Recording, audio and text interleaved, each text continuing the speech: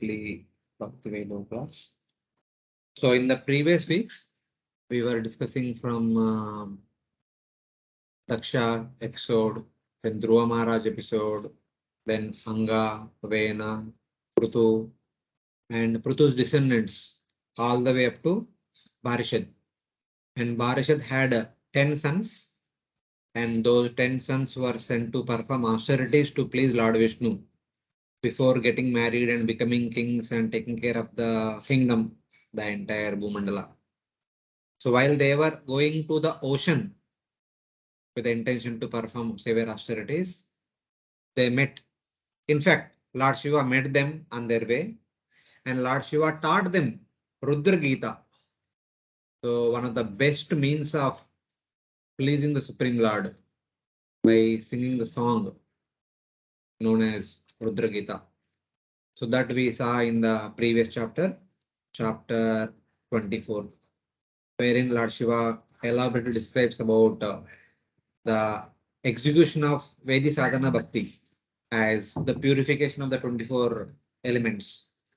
After purifying the elements, having come to the Bhava and Prema platform, one should develop a desire to serve the Lord in person, in personal form. So what kind of the Lord one should want to serve? The description of the form is mentioned. And then how and why one should serve. Those details are mentioned in the rest of the Rudra Gita. So, and also what are the different obstacles, how to overcome them, that is also mentioned. At the end, what is the Falashruti?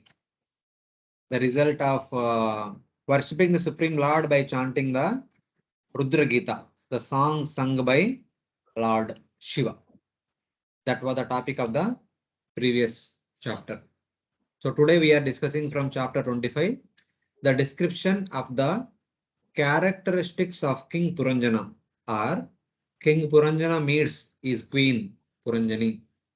That is the topic of the 25th chapter.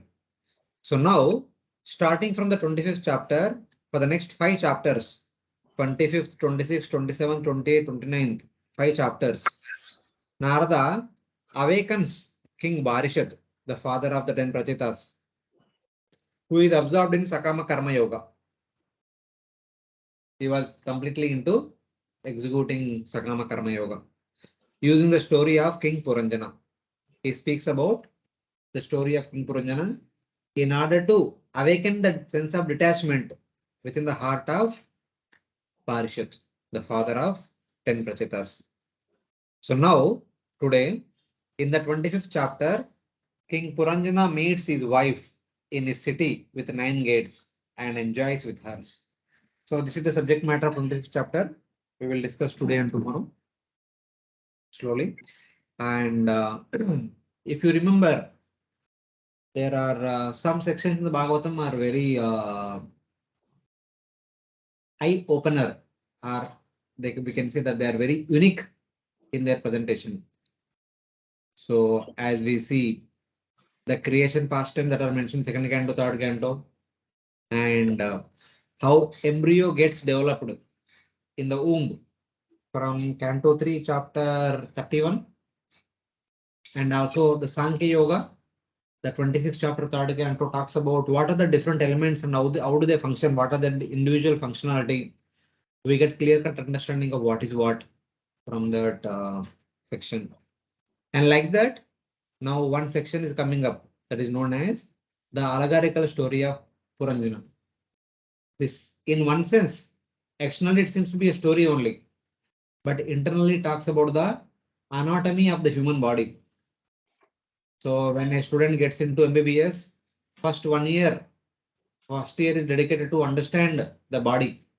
What are the different limbs in the body? How do they function? How do they are integrated with each other? They bisect the dead body of a person and then they show. The senior doctors will show to the new students. So before studying any theory, they understand the anatomy of the body, studying the theory of curing the disease. So that information is needed. So even for us, we also need to know all these things, how creation happened, what are the different elements, how do they function, what are their activities, characteristics. and our embryo develops within the body. What are the different components of the body and how they are interconnected and working, and also what are the different divisions of the universe in the fifth canto we see. And fifth canto there is another function, another important section, the forest of material enjoyment. Two chapters are there, 13 and 14. That also talks about, though it maybe looks like a story, a merchant is going in the forest here and etc. But it's actually not a story. It is actually a sadhaka's life. What are the different difficulties that will come in the life of a sadhaka?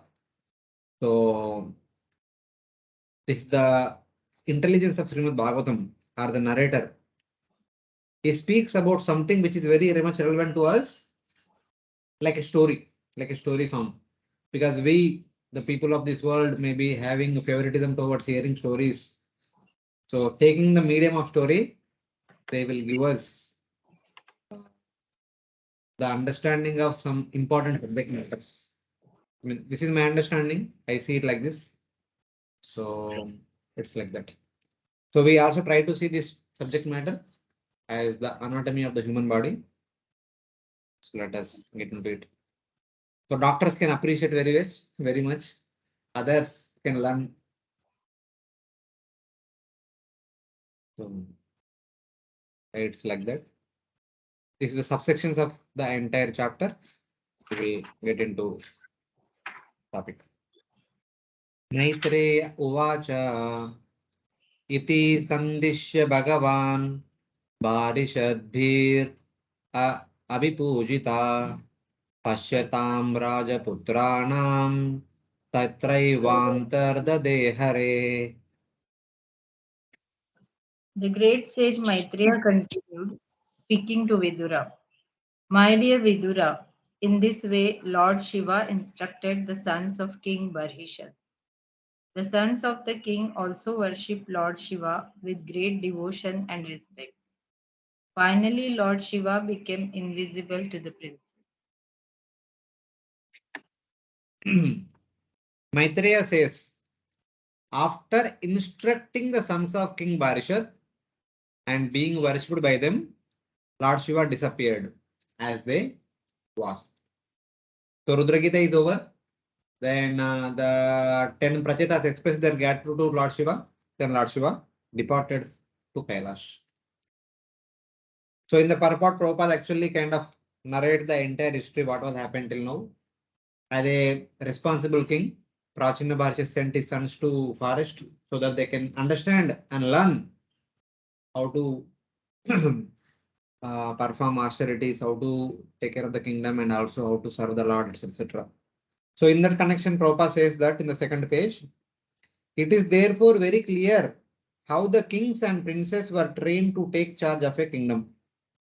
The princes were going through training. In that context, Prabhupada is saying, welfare activities for the benefit of the citizens were aimed at understanding the Supreme Personality of Godhead. The human form of life is especially meant for understanding God, our relationship with Him, and our activities in His service. Because the kings took charge of the spiritual education of the citizens, both the king and the citizens were happy in Krishna consciousness. So that was the story behind. So the kings, they were genuine, they were responsible, so they were undergoing training properly. So that is the instruction.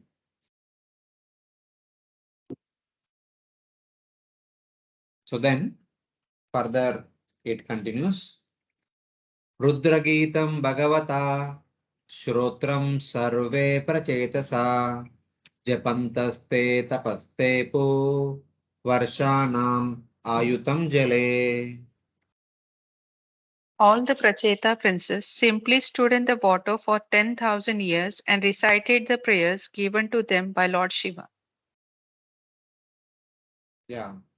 Chanting Lord Shiva's song known as Rudra Gita concerning the Supreme Lord, the Prachetas performed austerities for 10,000 years within the water. So they entered into the water and performed austerities for 10,000 years. I think this is the reason they got the name Prachetas. Because Varuna is called as Prachetasa. The king of the ocean is called Prachetasa. because these 10 people also performed austerities within the water. As a result of that, they got the name Prachetas. So that could be the reason. Otherwise, generally, we always hear about performing tapasya only on the land, maybe in the mountain, on top of a rock, or somewhere in the forest, etc., etc. So it's like that. So Prabhupada says that there are living entities everywhere. In the water, in the air, in the fire, सब जगह पर जीव है, ऐसा करके प्रभुपाद बोलते. प्राचीन बर्हिषं क्षत्ता कर्मसु आसक्त मानसं नारदो आध्यात्म तत्वज्ञ कृपालु प्रत्यबोधयत्.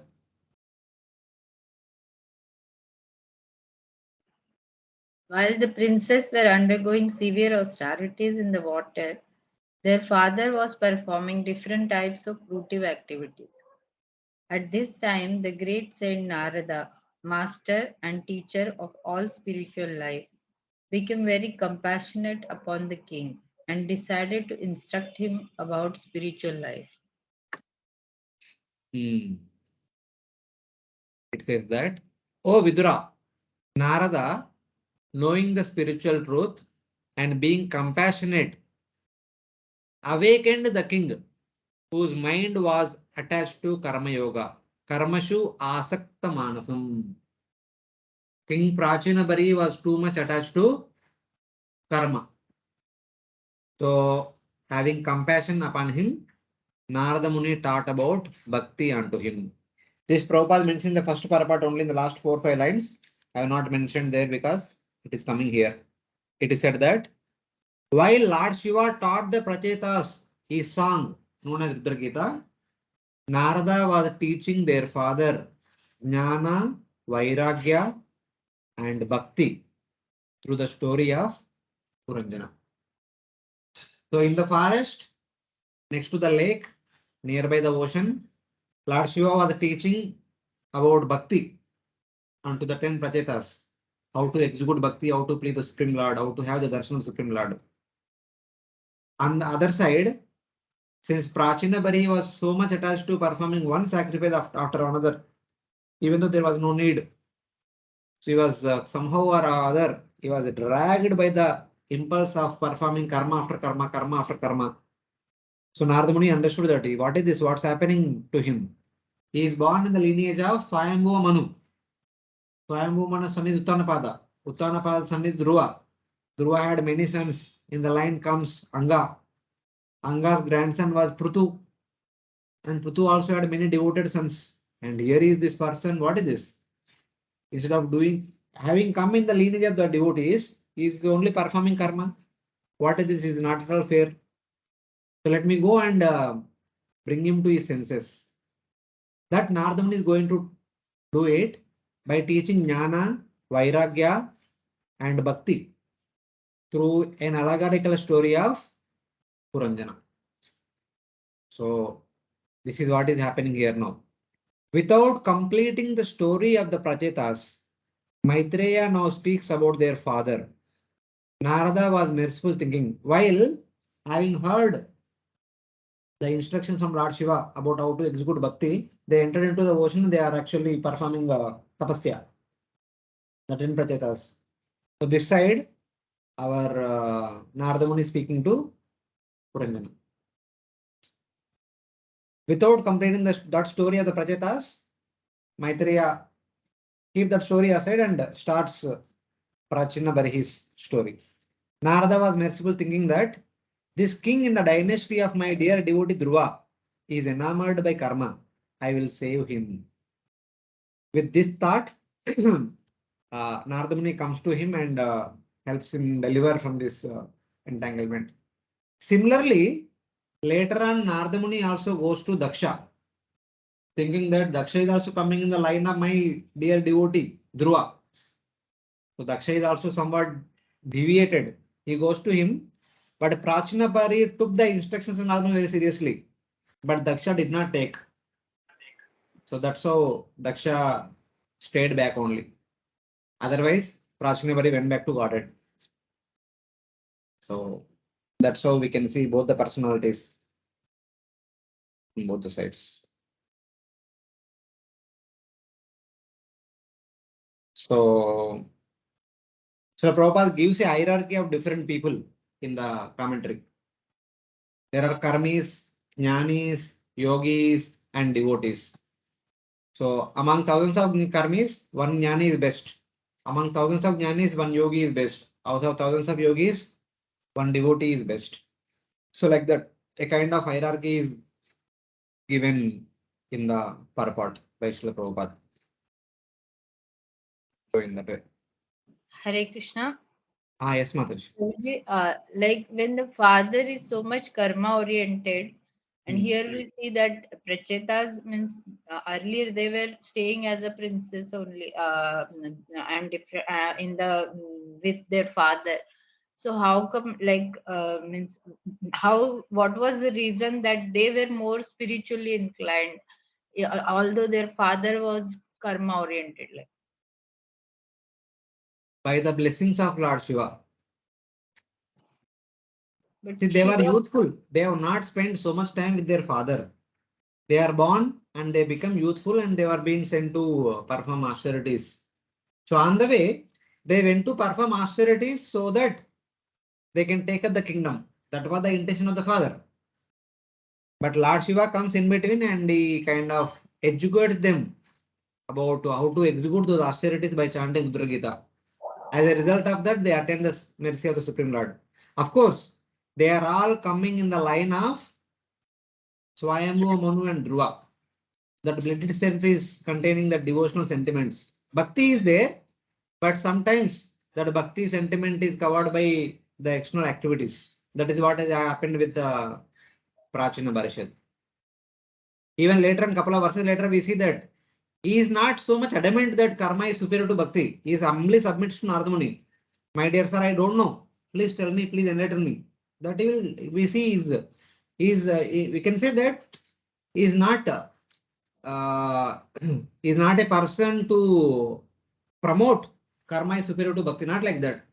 Because he saw his entire lineage, his parents are all doing yajna. So he continued, but he did over. He overdoes. That is the only thing. Okay, like how we were seeing in the Prithu Maharaj's past time. Yeah, Pruthumara is also performing 100, though it was not required. He was also overdoing. Okay, So like that. okay, okay. Thank you. Hare Krishna Prabhuji. Yes, Matuj. Did Prachin Barhi perfect his life in the same lifetime, or he had to like go through some births No, again? you have to hear the past time. You have to wait till 29th chapter. You will understand then.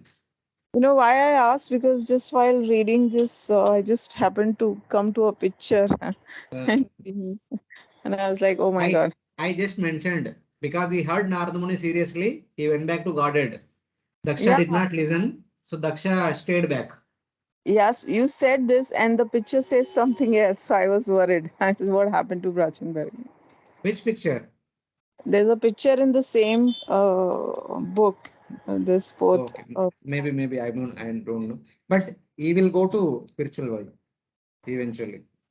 Okay, okay. That picture is not about Prachina Bari. That picture is about Puranjana. Acha, okay. So that's allegorical story का भी ऐसा Ah, picture. that is all Puranjana picture, not Prachina Bari picture. Okay, okay. Don't worry, a lot of matlab, adventure is there in the story. We stay tuned. Yeah, yeah. Okay. Hare Krishna. Correction. Shreyat Shreyastvam Katamadраజన్ कर्मणात्मन ईहसे दुःखहानि सुखाव्याप्ति श्रेयस्तन्नियचेष्यते. Narad Muni asked King Prachin Parishad, my dear king, what do you desire to achieve by performing these fruitive activities?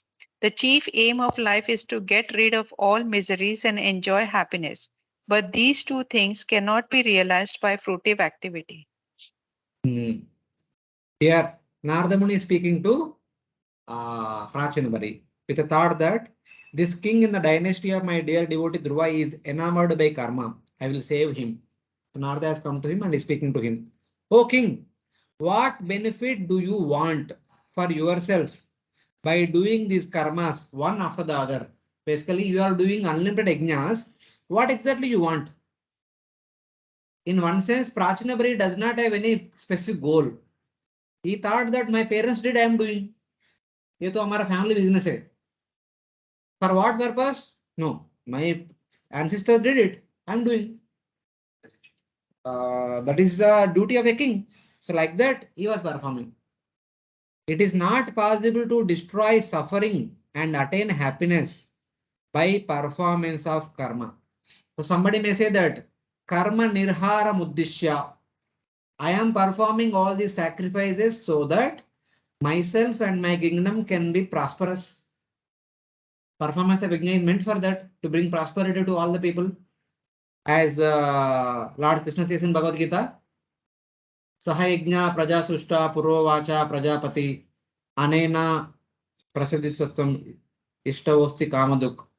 So, my dear children, may all of you perform yajna by which may you and the devatas mutually prosper. So, the purpose of performing yajna is to prosper mutually, both the devatas and human beings. That was general understanding that he was doing. But Narada Muni is telling that, my dear king, kindly understand that it is not possible to destroy suffering and attain happiness by performance of karma alone. Don't think that just by performing yajna, whatever bad karma is pending on one's quota, it will be nullified. Not like that. One need to experience bad karma also. By performing yajna, you may get good prosperity. Fine. But you cannot nullify the results of bad karma. That is not possible. And by the way, overdoing karma after karma, that means overdoing yajna after yajna, you are actually incurring sin. When something is done when it is not required, it also becomes a sinful activity. That's what Narada Muni will say in the next verse. Benefit is not seen in karma, since its happiness is mixed with suffering and is temporary. If king might say that, ऐसा कैसे बोल सकते हैं? ब्रह्मा जी ने बोला था यज्ञ करो, आप और देवता लोग सब खुश रहेंगे. So we are doing, this is our family business, coming in the line of Brahma ji. Then Narada Muni says that, yeah, Brahma ji might have said to inspire you to do the needful, but just by doing or just by overdoing, you cannot nullify bad results of bad karma. Even though if at all get you happiness, that happiness is mixed with suffering. And somebody says, no, we'll get only pure happiness. And Narada Muni says, even though there may be some pure happiness, but that is temporary, not permanent. Tetam bhuktva sargalokam vishalam shine punne martelokam vishanti. By executing all these yajnas, you might be promoted to heaven. But how long you will stay in heaven? You cannot stay in heaven eternally. That is only a temporary time period. Afterwards, you will have to come back. So that is the indication by Narada Muni here. So here there are two verses from Bhagavad Gita in the same mood. Of course, I mentioned one verse. This is also Mamupetya Punarjanma Dukkalayam Ashashvatam. Abrahma Guna Loka Punaravartin Arjuna. Mamupetya Punarjanma Dukkalayam Ashashvatam. Even though one may go to Brahma Loka also, all over the 14 planet systems without bhakti, after their piety is over, they have to come back to Bharata Varsha, which is Dukkalayam, which is the place of misery. Even if one may say that no, there is happiness, but Lord says that happiness is not eternal. That is Ashashvatam.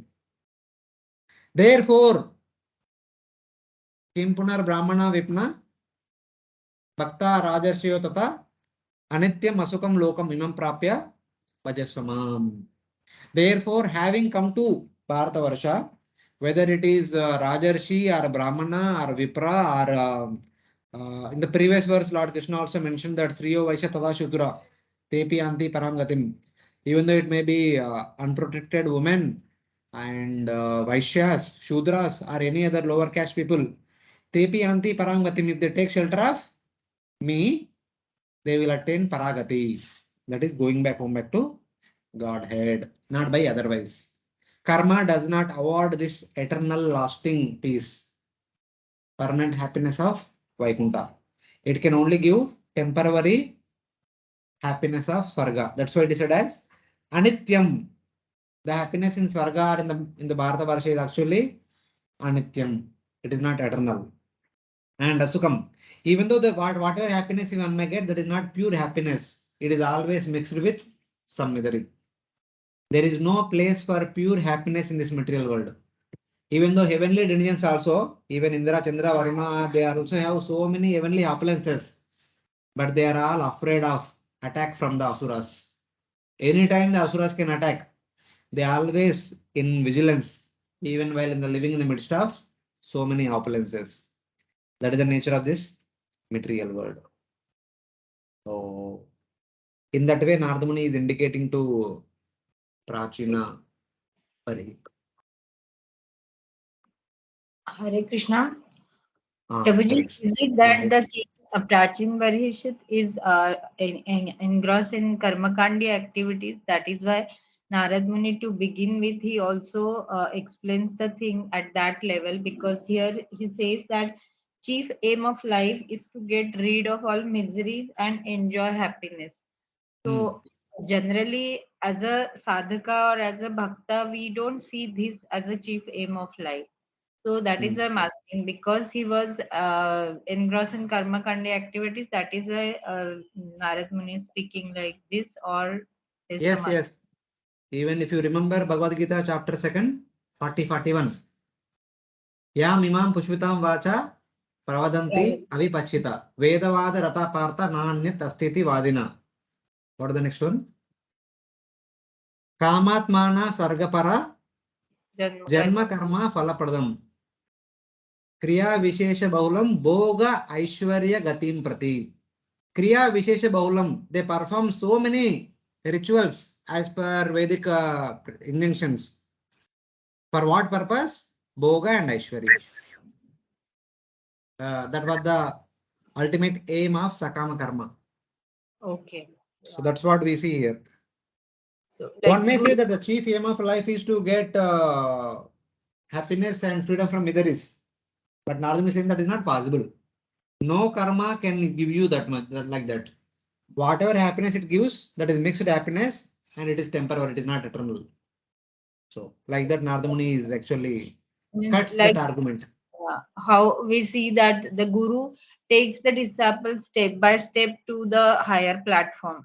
So that is why in the beginning itself, if he says something that okay, aim of life is to get Krishna prema or something, the person will not be inclined who is engrossed in karma kanda. That is why he is giving the aim of life at that level. That is how it Yes, should yes. Like that be. only Okay. we should see. Yeah, thank you. Correction. Naja, okay. Now Raja is replying. Having heard that, having heard the argument from Narada Muni, the king is replying. Rajo Vacha, Na Janami Mahabhaga, Param Karma Paviddadhi. ब्रूहि मे विमलं ज्ञानं येन मुच्येह कर्मभिः. The king replied, O great soul Narada, my intelligence is entangled in fruitive activities. Therefore, I do not know the ultimate goal of life. Kindly instruct me in pure knowledge so that I can get out of the entanglement of fruitive activities. King is replying. See, this is the verse I was referring to. Na janami mahabhaga. O great fortunate saint, since my intelligence is bewildered by karma, param karma apavidda dhi. Karma apavidda dhi. Since my intelligence is bewildered by karma, I do not know what is beneficial. Na janami param. I do not know what is the ultimate benefit for me. I was always thinking that my parents, my ancestors were doing yajna after yajna for the welfare of the kingdom and also as a duty toward the devatas. I am doing. This is what I learned from my parents. I am doing it. I do not know the highest purpose of human life. Therefore, my dear sir, please tell me the pure knowledge. Bruhime Vimalam Jnanam, not Malajnanam, Vimalam Jnanam, pure Jnana, by which I can become free from these duties. Ena Mucheha Karmabi. This is the humility of Prachina Barhi. So, from this, we can understand that he is innocent in one sense. So, that's why he could receive the knowledge from Narada Muni.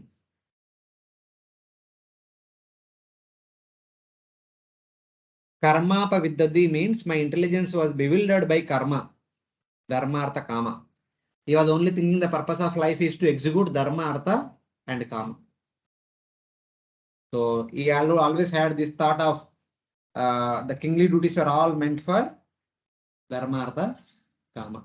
So in the previous verse and this verse, so Prabhupada taking these the details mentioned these two verses, yeah, it talks about a neophyte devotee should be educated in the ultimate goal of life, that is bhakti, going back, home back to Godhead.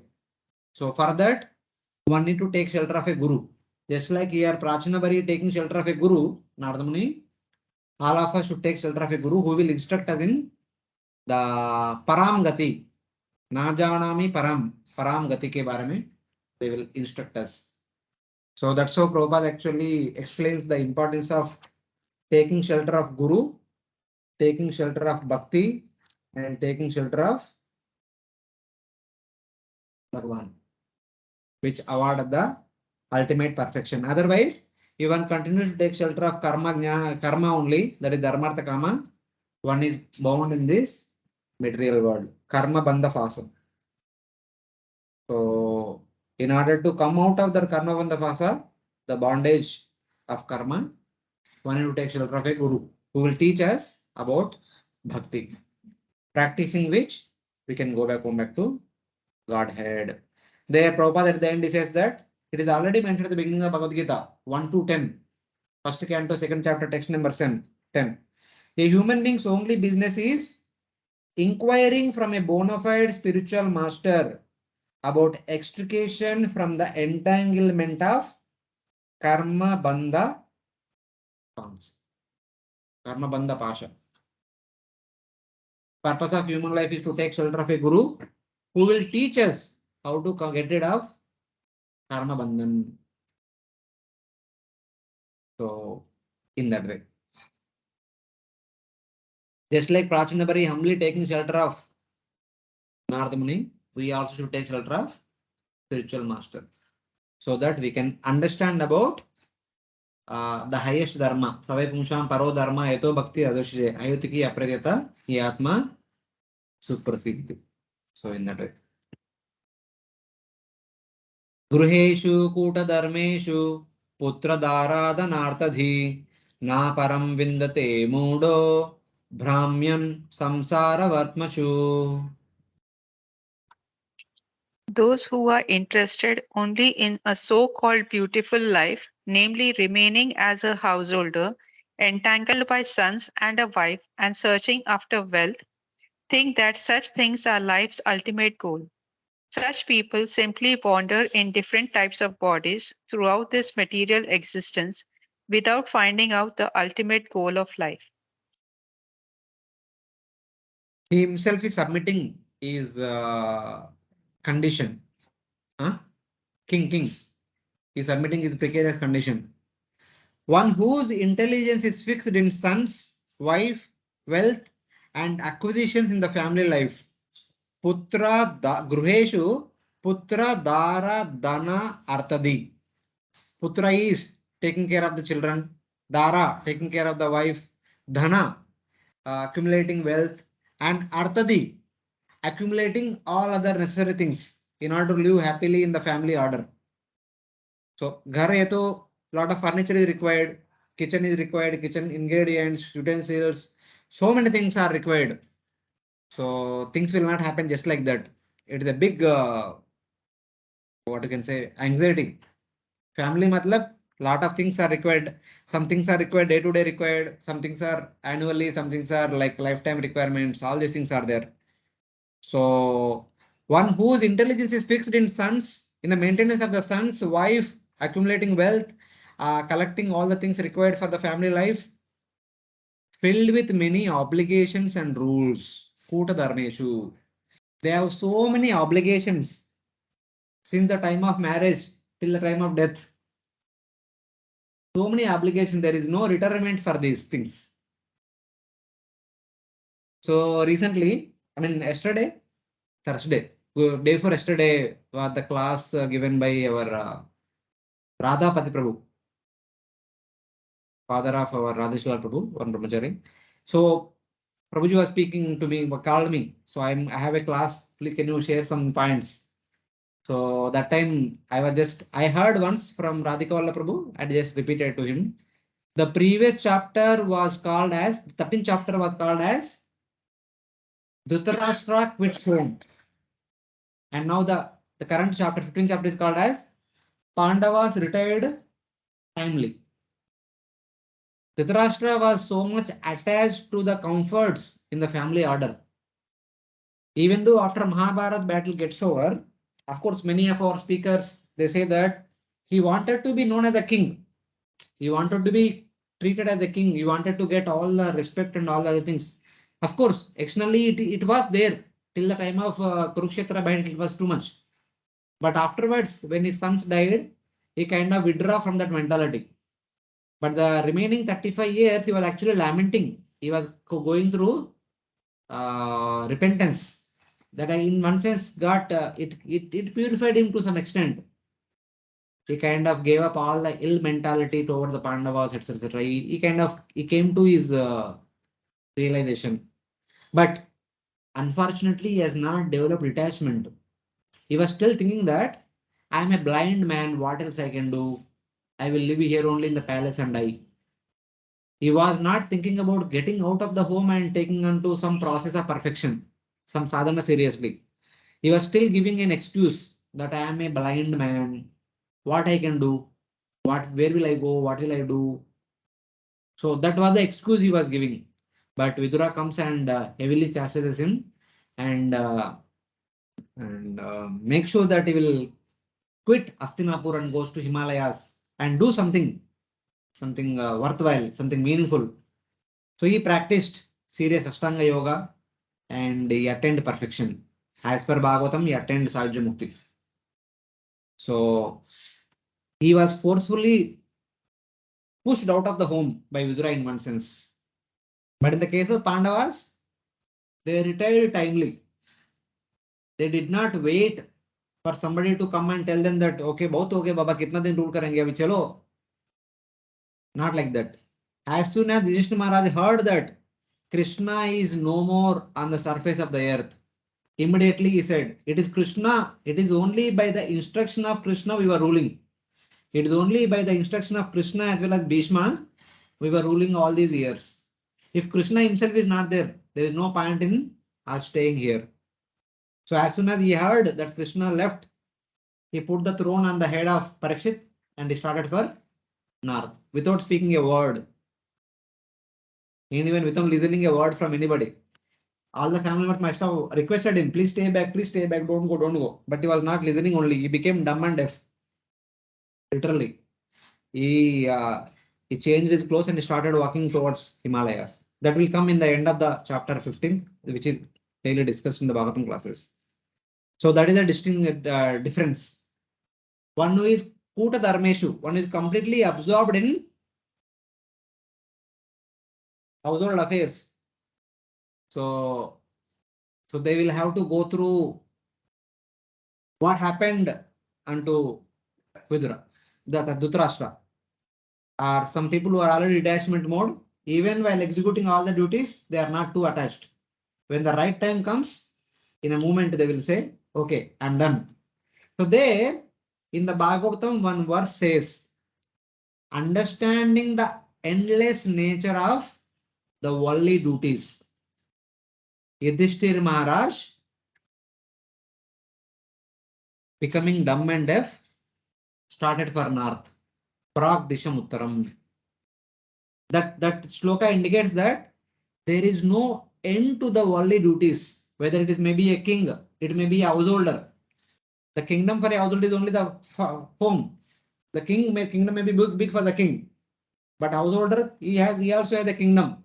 In his he also has subjects, wife, children, relatives, friends, all these his subjects. So there is no end to duties. Even though a person might become father, grandfather, great grandfather, great grandfather, still there is no end to the duties. So that is Pura Dharma. So in that way. So this I shared with Prabhuji a couple of weeks back. I just remembered. So that's what Narada Muni says. I mean, King himself is saying that one whose intelligence is fixed in sons, wife, wealth, and acquisitions in family life, all the things that are required for the household order, filled with many obligations and rules, does not enjoy liberation or moksha. That person will never endeavor for moksha. So like that, King is saying. Foolishly he wanders the road of repeated birth and death. Whole life is dedicated to maintain the family and family members. At the end of the life, because he executed his dharmas properly, he might go to Swarga. He will enjoy there. Again come back, again start a new family and maintain that new family religiously, very nicely. Again he will go to Swarga, again come back. It will go on endlessly. He will enjoy the family happiness and heavenly happiness, but he will never enjoy the happiness of liberation. So that's what the king says. This was it means that the king knows about samsara, but he does not know the way out of samsara.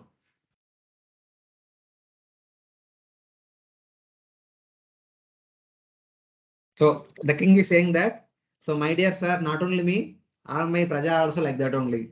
Even all the brahmanas who are guiding me are also like me only. If the brahmanas are detached, they could have enlightened me about detachment. They are also like me.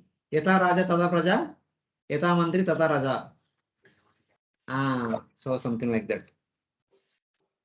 So here I have put couple of verses from second canto.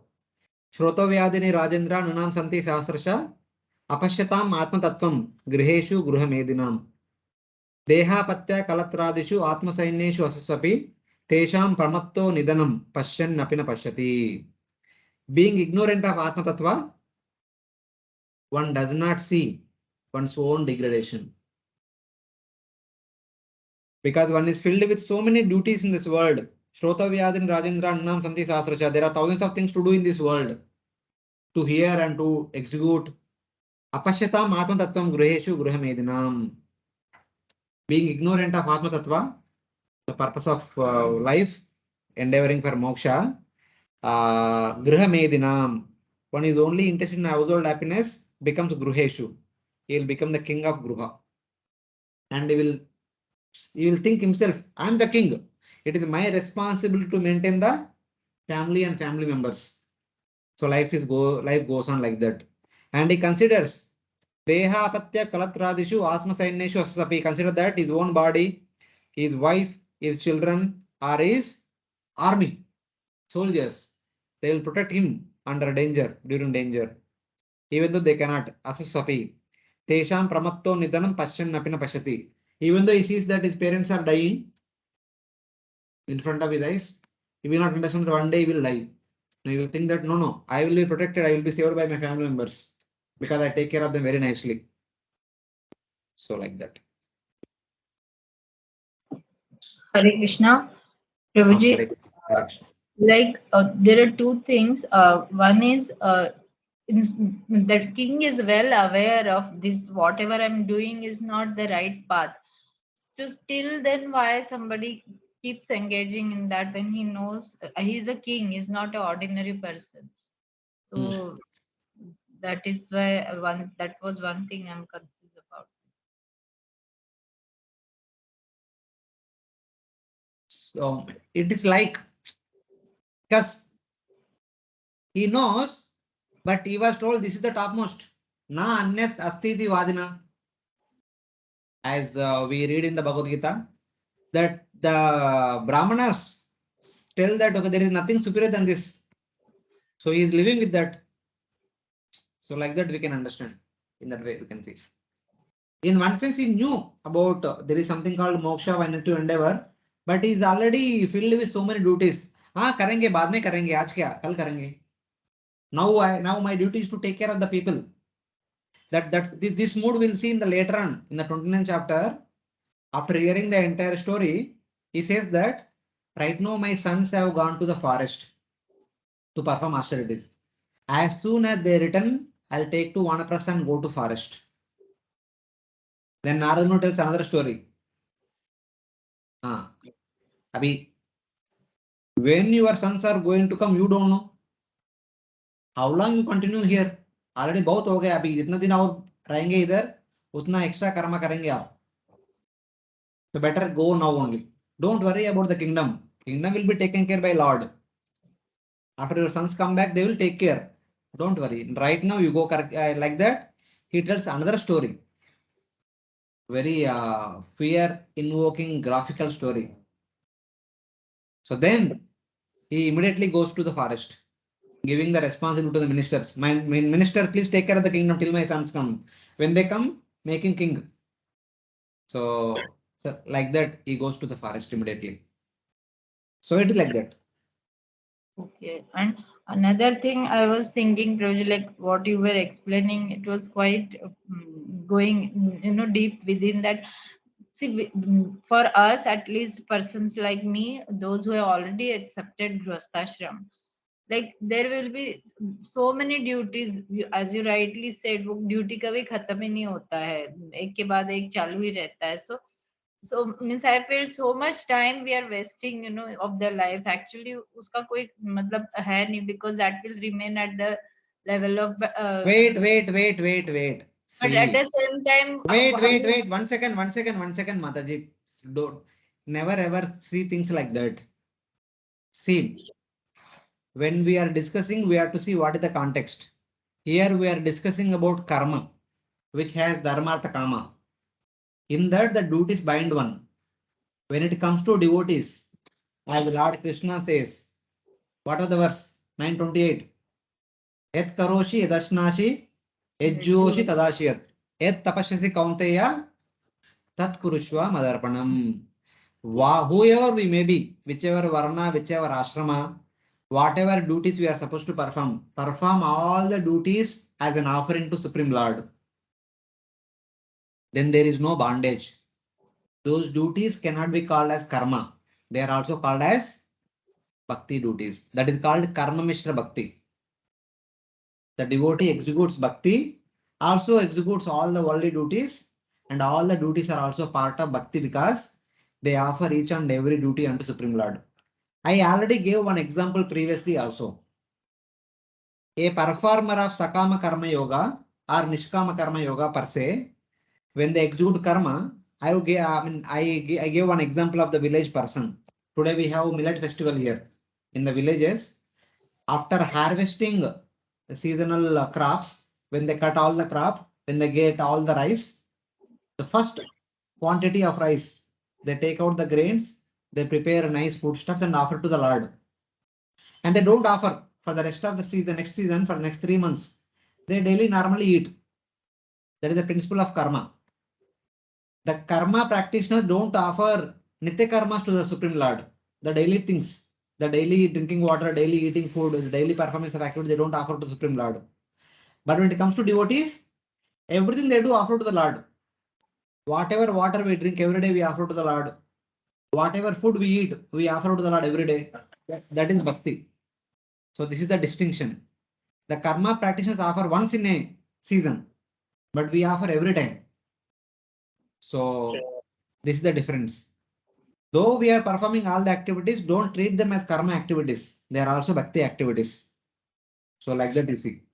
Yeah, this is what meant, like some time back, I don't exactly remember in which chapter, but we had learned that by performing your varnashram activities properly in my devotion, I will feel that you have worshipped me very nicely. Lord will be pleased by doing that. Lord only told Prithu Maharaj. He told Prithu Yeah. Maharaj, do the duties as an offering to me. Yeah. That is there. Okay. Thank you, Prabhu.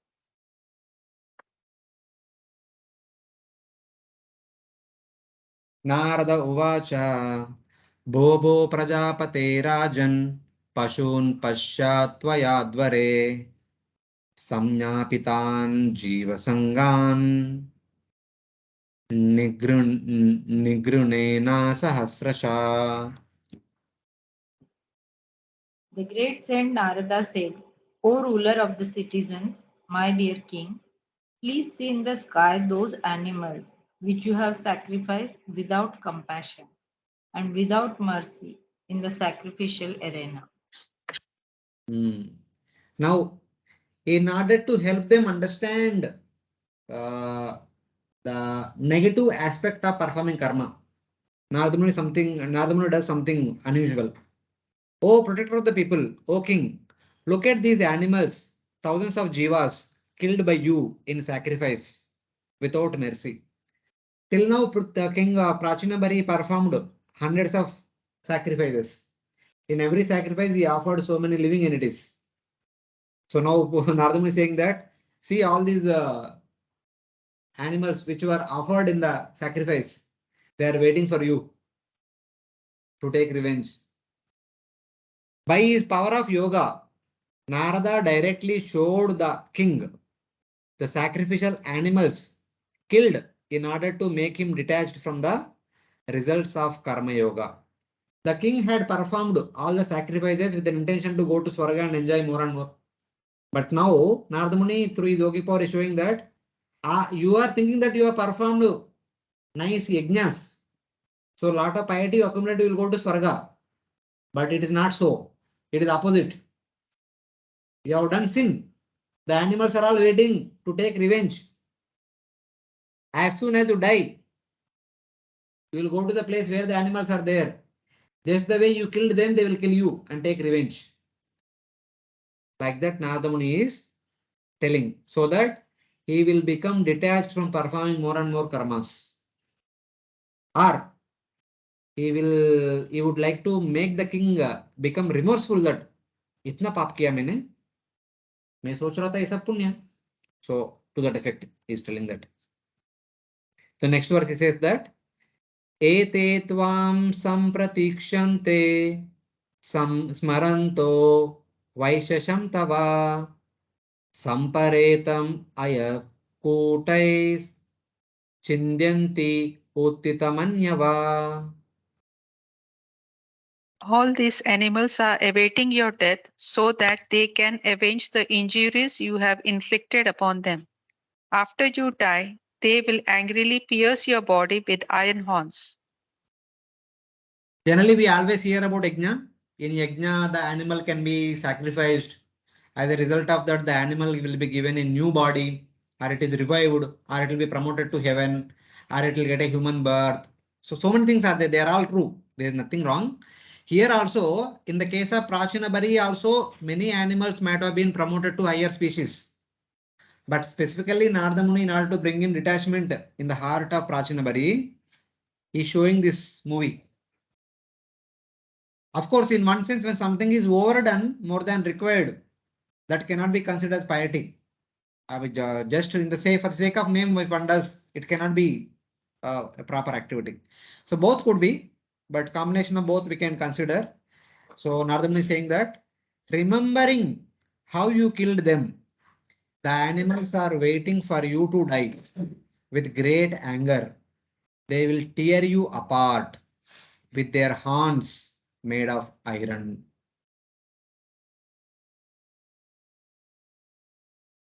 So it's like that. There are, my dear king, they are all waiting for you to die. As soon as you die, you will go to the place where they are now. They'll come with the horns, sharp horns, and they'll pierce you, pierce your abdomen and take out all the entrails. And they will take revenge upon you. So just to invoke fear and detachment in the heart of Prachina Barhi. Narada Muni is showing the scene. The animals are eagerly waiting angrily. They are actually loudly shouting, "Kab aayenge, kab aayenge," something like that. So it's like that. They are waiting for you thinking, when will you die? They remember that you cut their bodies. They will cut you with horns made of iron when you are dead. He speaks in the present sense to indicate that the time is not far off.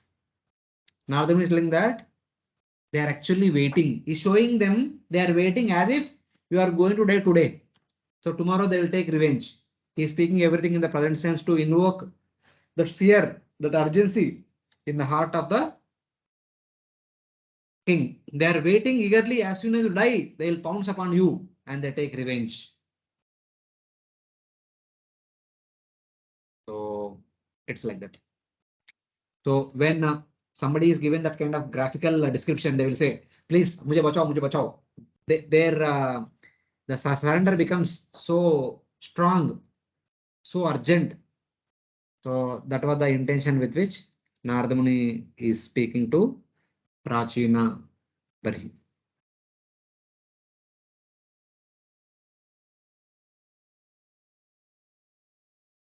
So in the purport, Prabhupada talks about yajna. Why people yajna, why people perform yajna, why Kali Yuga is not meant for yajna, why Kali Yuga people cannot practice yajna.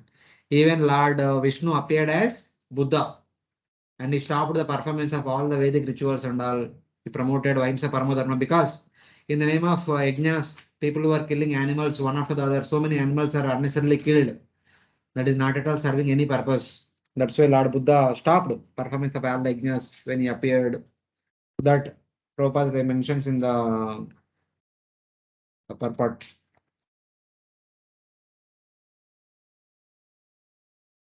So now we will go to the next verse. Having stated that, having created fear in Prachinabari, now in order to develop detachment, he'll speak the story of Puranjana. In order to invoke knowledge, vairagya, detachment, and bhakti into the Supreme Lord. So the story begins now, starting from 9th verse. It goes all the way till the end of the 29th chapter. It's a long story. Atrate katayishyesmum, atrate katayishyemum, itihasam puratanam, puranjanasya charitam, niboda gadato mama. In this connection, I wish to narrate an old history connected with the character of king called Puranjan. Please try to hear me with great attention.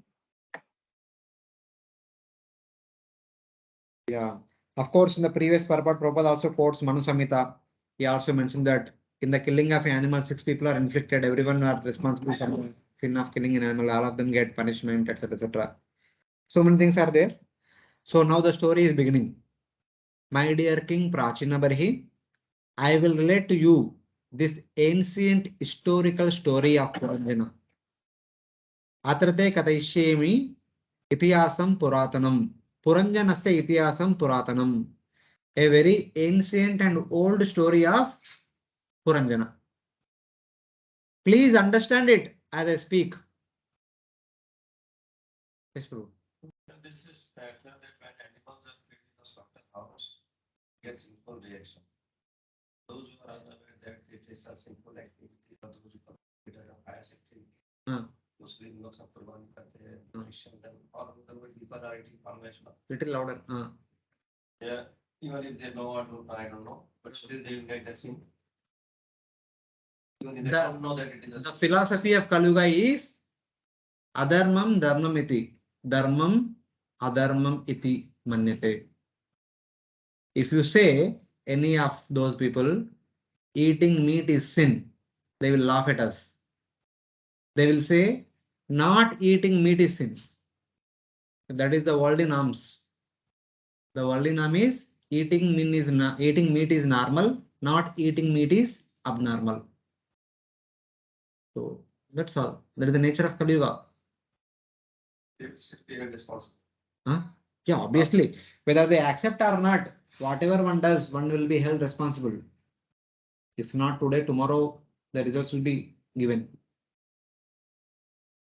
It does not matter which faith one belongs to. So if the activity is sinful, one is subjected to the reaction. These principles are not with respect to religion. These principles are with respect to the creation. ऐसा नहीं, ये these principles are only for Hindus. Christians are beyond this, not like that. This is meant for the entire creation. ऐसा नहीं, ये हिंदू है तो उनका applicable है, मुस्लिम है तो अप्लीकेबल नहीं, ऐसा नहीं, सबके लिए अप्लीकेबल है. This is for the entire creation.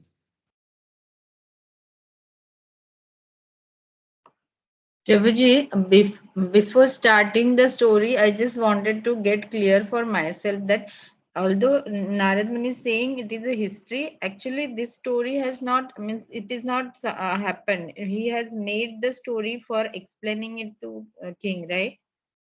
That's why it is said as allegorical story. It is Okay, a yeah. allegory. It is a upaman. Yeah. Okay. Thank you. Narada considered, I will enlighten the king who is fond of material stories with this material story.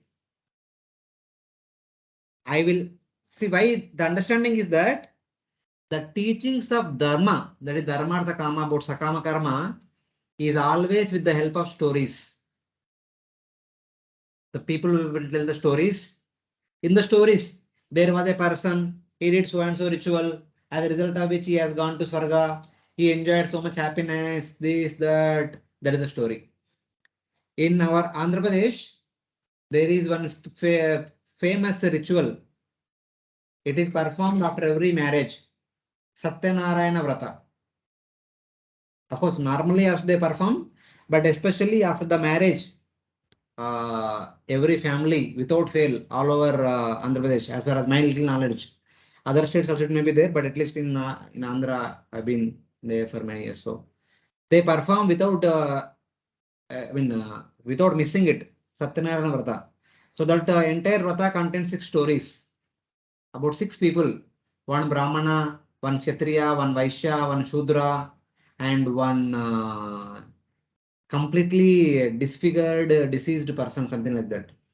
So a person may be in any condition, but by performing that vrata, they attain opulence.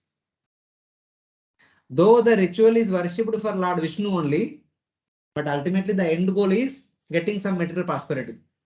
So that is one of the ritual in Sakama Karma section, we can take it like that. So that is there. So in that way. So people are inspired by stories. So here Nardamuni also taking a story to inspire him to come out of that attachment and develop detachment. So I will enlighten the king who is fond of material stories with another material story. I will awaken him to his condition by relating a different story using the ornament of aprastuta prasamsa, conveying the message by something which is different. You wanted to say something, but you don't say directly. Indirectly, by telling a story, you convey the message.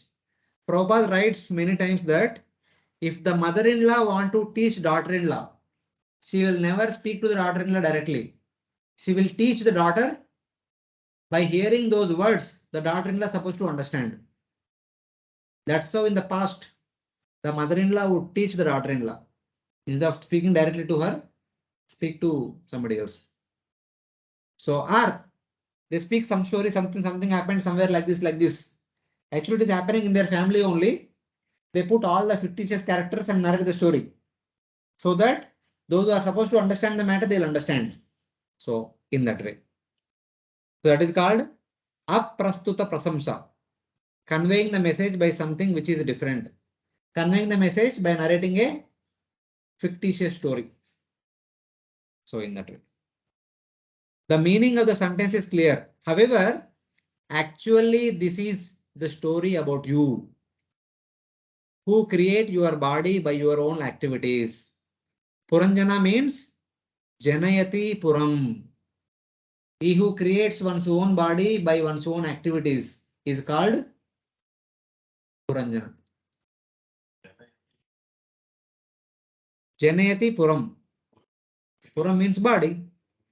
Janayati means one creates.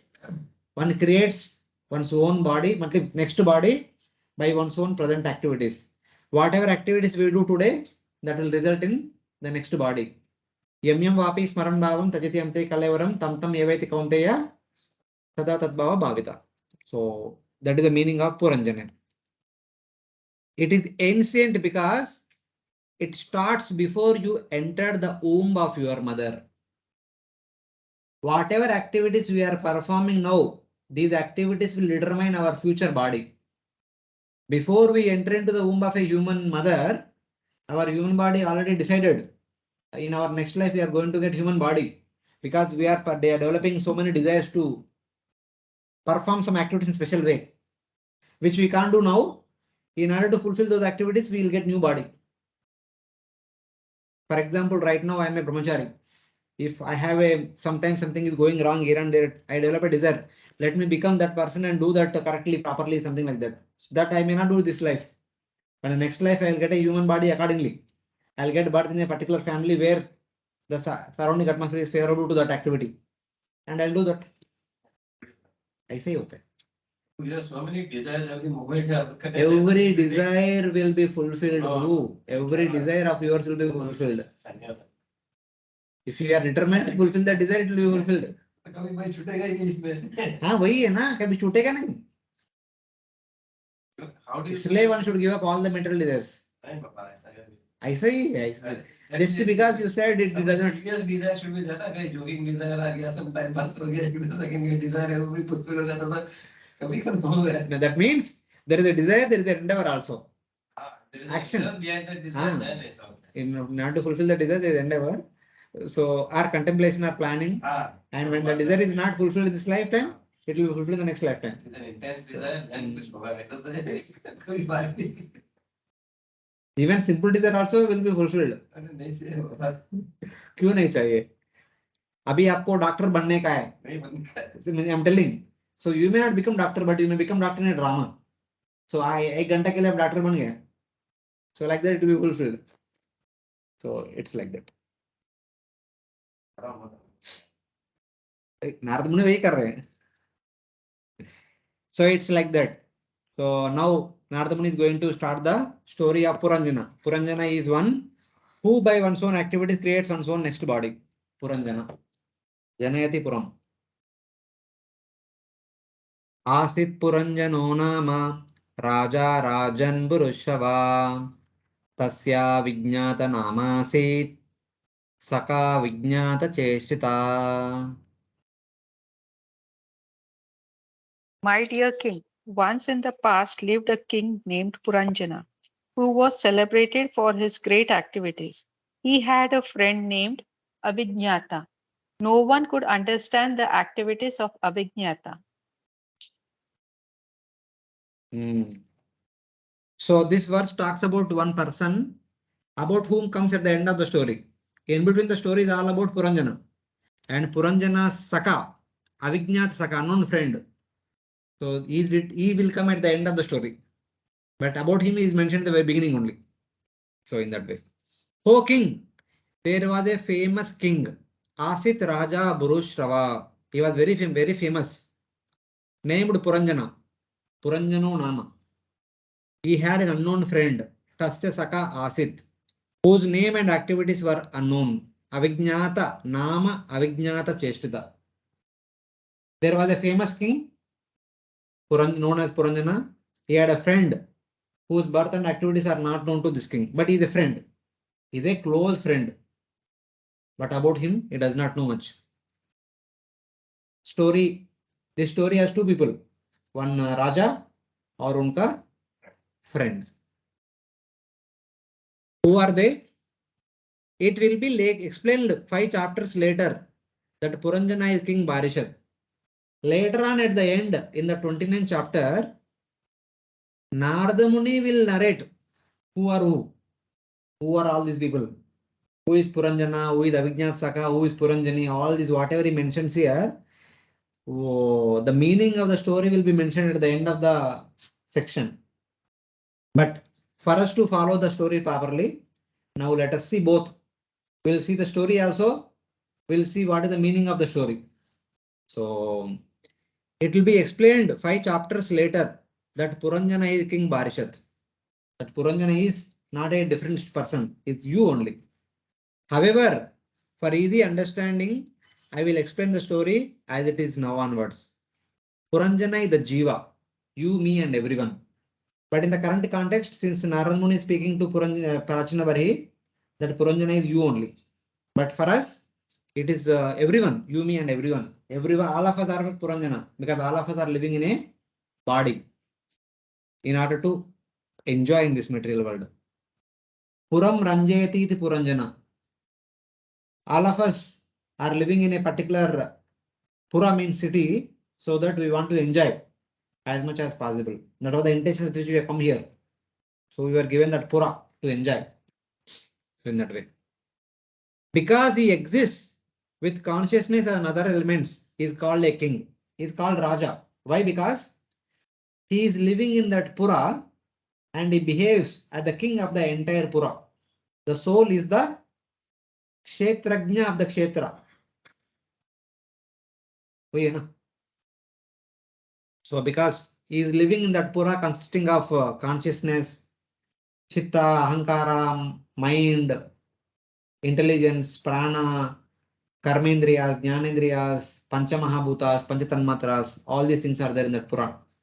So the king of all that is there in the body. That's why it's called Puranjana. And is also called as Raja. He is the king of the entire city. He is also called as Shrava. Shrava means fame or hearing. He is very famous or he is interested in hearing. Because he is famous for being intent on hearing about activities to produce happiness in the present and future. He is called Shrava, he who hears. This person is always want to hear what to do, what not to do, by doing what happiness is going to get. Because in the story, in the previous story, they mentioned that King Prachina Barhi want to hear some stories of people who performed all these yajnas in the past and what were the results they got, by which he was getting inspired to perform the same yajnas again and again, again and again. Same way, Puranjana is also want to hear about what to do so that he can get happiness now and tomorrow. That's why he's called as Bruhashrava. He is very famous for hearing about what to do, what not to do. So in that way. The friend whose name and activities were unknown to him is the Supreme Lord, the Paramatma seated in the heart. The Avijñāt Saka is the Paramatma. Because he was not hearing about Paramatma, so he don't know about the Paramatma. What are the activities and address of the Paramatma? He was only hearing about the stories of the people around who are performing different yajnas and go, what are the destiny they are getting. So he was only hearing about all the different people. So he is doing that. He is busy in doing all those things, but not about Paramatma. That's why Paramatma is called as Avijñāta Saka. So in that way. Or the friend has recognized activities, Vijñāta Sheshtita, such as inspiring the Jiva, since he knows the dependent nature of the Jiva. Avijñāt Saka is, he does not know about the friend. Or Vijñāta Sheshtita means, Paramatma has so many duties, but among which one is important is Sarvasya Chaham Prutisannivisto Matta Smriti Jnanam Apohanam Cha. So it is from that Paramatma comes knowledge, remembrance, and forgetfulness. Ishvara Sarvabhutanam Ruddeshe Arjuna Tishtati. So this Avijñāna Saka is situated in the core of the heart of the Puranjana. So this is how the king is introduced and his close friend also is introduced. Then Narada Muni continues.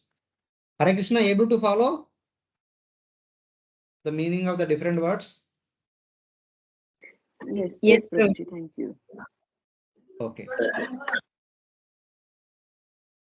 Soanveshamana Sharanam Bhabrama Prithivim Prabhu Nanurupam Yada Vindad Abusa Vimanaiva. King Puranjana began to search for a suitable place to live, and thus he traveled all over the world.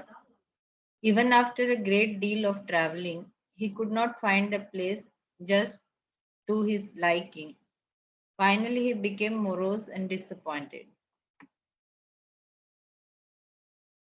Yeah, searching for a place to live. This Puranjana, because he is supposed to be the Raja, he need to have a kingdom. So searching for a kingdom to live and rule over, he wandered over the earth. Not finding a suitable place, he became depressed. Sharanam means a place to live, a place for enjoyment, the body. So for Puranjana, you need a kingdom. For Jiva, me, you, and everyone, we need the body so that we can enjoy. So he was looking for a suitable body to enjoy. He wandered through various births in various forms because he could not find all the happiness he desired. He traveled through various species, but he was not getting the desired happiness. He was as if morose, since he was not actually morose on getting pleasure in pig's body. Of course, he was enjoying in every body as long as he was in a particular body, particular species. As a dog, camel, pig, horse, animal, or reptile, bird, or devata, asura, Yerandra, everywhere he was traveling, he was experiencing pleasure everywhere. But somewhere or other, he is not completely satisfied. He was looking for a perfect pleasure somewhere. So he is looking for a more suitable place where he can fulfill all his desires. So in that way. That's how he was not completely satisfied because he could not find a suitable body where all his desires can be fulfilled. So his search continues. Nasadu mene ta sarva bhutale yavati pura kaman kamaya manusau tasya tasyopapattaye. King Puranjana had unlimited desires for sense enjoyment. Consequently, he traveled all over the world to find a place where all his desires could be fulfilled. Unfortunately, he found a feeling of insufficiency everywhere. Sorry. Desiring objects for attaining enjoyment, he thought that all the houses on earth were not suitable. He traveled from one species to other species, one species to other species, like that. He traveled all over the different species, but he was not getting complete happiness. Though attaining material happiness everywhere in all the houses, that means in all species, in all bodies, he was getting happiness, but he did not consider it enough for satisfying his desires, since cow bodies and others were not suitable for enjoyment. When he was in the animal bodies, he was not getting complete enjoyment. It seemed to have pleasure, but actually did not. All the different species were giving him pleasure. That seems to be pleasure, but he was not actually experiencing the complete pleasure. So he was not satisfied in spite of traveling through different species. That is the unsatisfied state of the Puranjana.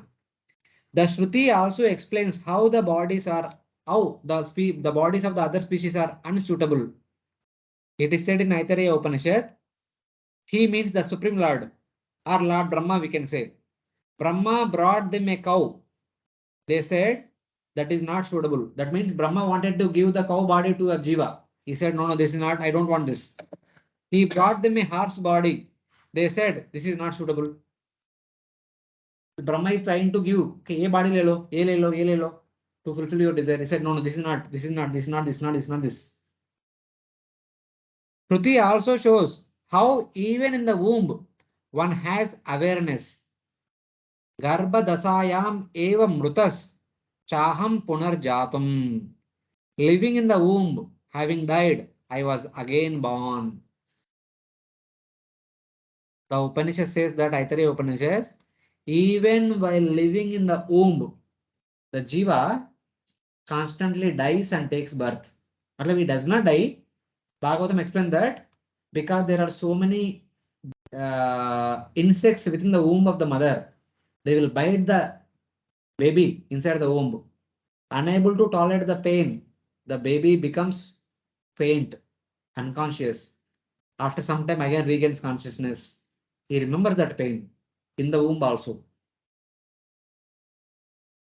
Even in the womb also is not a happy condition. So like that it's telling.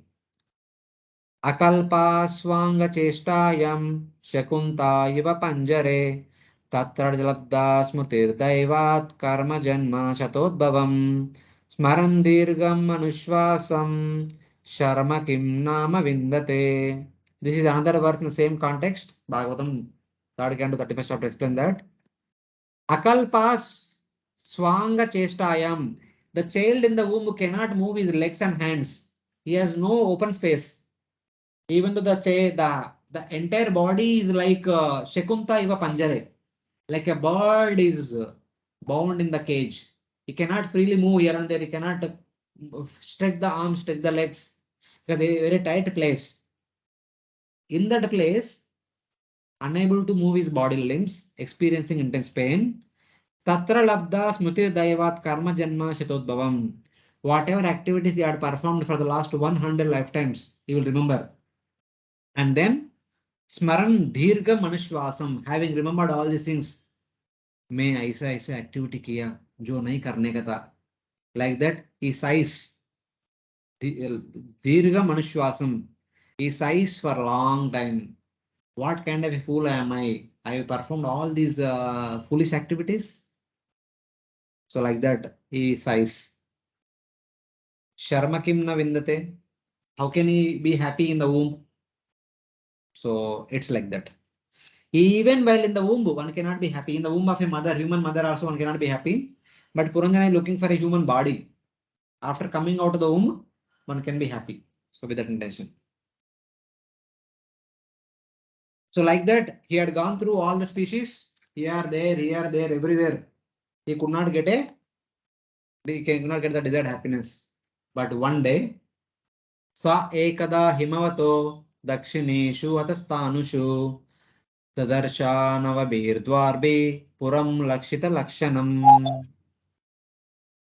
Once, while wandering in this way, he saw in the southern side of the Himalayas, in a place named Bharatavarsha, that is India, a city that had 9 gates all about and was characterized by all auspicious facilities. Okay, I have not seen the time. We'll take a small break, then we'll continue because this verse we will discuss little lengthily. This is important verse. We'll take a couple of minutes break and then we'll continue after the break. Hare Krishna.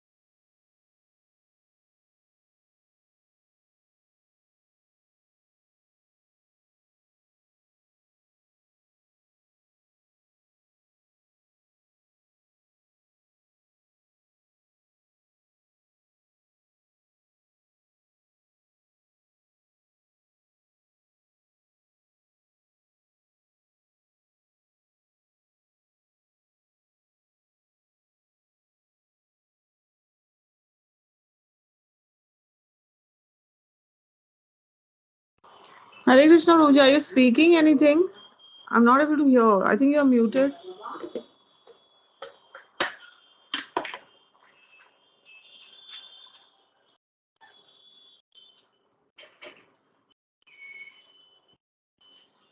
Hare Krishna. Other devotees are there?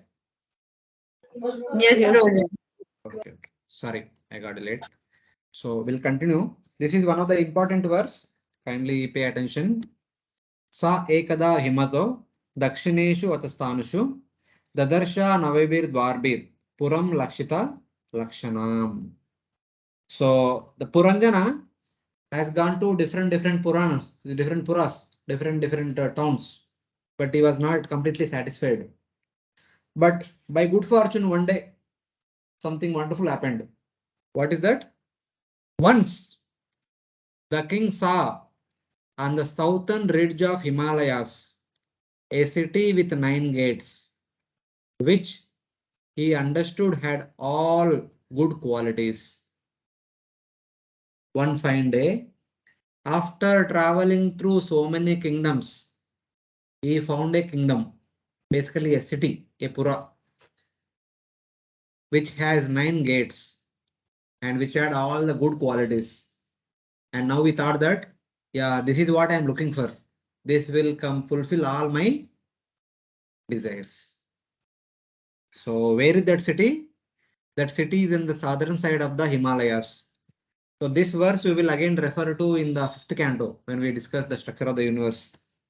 But anyway, the meaning is in Bharata, in the land of Karma, Karma Bhumi or Karma Kshetram, as a result of performing actions to get the human body, Puranjana saw a human body, Puram, which had visibly all good qualities. This means he was not blind or born in low caste. That means the human body is not having any physical disabilities like the blind body or deaf or dumb or lame or no physical disabilities are there.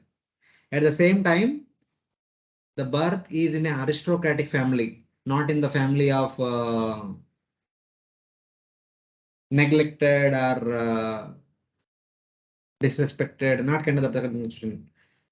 He had a human body in a well-respected, reputed aristocratic family with all body limbs intact so that he can have complete enjoyment.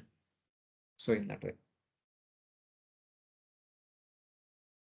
So Prabhupada quotes, Bharata Bhumite Hoila Manusha Janmayar, Janma Sarthaka Kori, Karo, Paropkar. Getting human birth in Bharata Bhumi. Of course, this is here in the Chaitanya Charitamrita Bharata Bhumi, but here in Bhagavatam it is Bharata Varsha. Getting human birth in Bharata Varsha is so rare, but getting human birth in Bharata Varsha is so special. It will give one the opportunity to go back home back to Godhead. Other body does not give that opportunity. Even the birth in the heaven also does not give that opportunity. But human birth in Bharatavarsha has the special facility. What is that special facility? Here are the couple of verses which all of you know, must have heard many times, hundreds and thousands of times. Both the verses are from 11th canto only, wherein Lord Krishna speaking to Uddhava, informing us the special opportunity that is given to us in the form of human body. लब्ध्वा सुदुर्लभमिदं बहुसम्भवान्ते मानुष्यमर्तदमनित्यमपीह धीरा तूर्णं यतेत न पतेतनुमृत्युयावान् निःश्रेयसाय विषया खलु सर्वदा स्यात्. Here Lord Krishna is saying that labdva, one has obtained, sudurlabham, which is very difficult to obtain, idam, this, what is that? Bahusambhavante, which is obtained after a long time. Prabhupada says after passing through 84 million species of lives. What is that? Manushyam, the human body. Getting human birth is Sudurlabham Bahusambhavante. But what is the special of the human birth? Artadam, it is meaningful. It has a special purpose. Though it is anityam, though it is not permanent, the birth in the heaven can last for thousands of years, but the human birth is only 100 years. Still, it is meaningful. It is most valuable than the heavenly body. A heavenly body with 1 lakh years is nowhere compared to 100 years human body. That is understanding. Apiha. Even though anitya apiha, even though it is anityam, but the human birth is iha. Iha refers to Bharata Varsha. Wherever iha comes in the Bhagavatam, iha stands for Bharata Varsha. Because this human birth is in Bharata Varsha, it is so special. Therefore, my dear child, become dhira, become sober. Don't remain fickle. Dhira for what? Turnam yeteta na pratet anumurtim yavan nishreyasaya. In order to get that highest benefit nishreyasaya, till the time of last birth, work hard. Turnam yateta. Yateta means yatan karna. Work very hard. Anumurtu yavat. Till the time you become death. For what purpose? Nishreyasaya. For the highest benefit. What is that Nishreyasa? First canto it is mentioned. Nishreyasa means. What was that? Idam Bhagavatam Nama Puranam Brahma Samhitam Uttama Shloka Charitam Chakara Bhagavan Rishi Nishreyasaya Lokasya Danyam Swasti Ainam Mahat. In order to award Nishreyasa, Bhagavatam has been compiled. The ultimate goal of Bhagavatam is to award Nishreyasa. For that, one need to work hard till the time of last breath. Anumrutyu Yavan. Till the time the Mrityu comes, one need to work hard. Because Vishaya Kalu Sarvadasyu. Vishaya, sense gratification is available in all other species also. But human birth is not supposed to be meant for sense gratification. It is supposed to be meant for getting Nishreyasa. Similarly, Lord Krishna again tells in 20th chapter, Nudehamadyam sulabam sudurlabam plavam sukalpam guru karnadaram mayanukule nanabasvateritam puman bhavabdim nataresa atmaha. Nudeham, the human body. Adyam, somehow we got today. Sudurlabam, the sulabam, somehow it is given, it has given by the destiny, it has given to us. Because it is sudurlabam, very difficult to get it. Getting human birth without any physical impairments in Bharata Varsha is very rare, not that easy.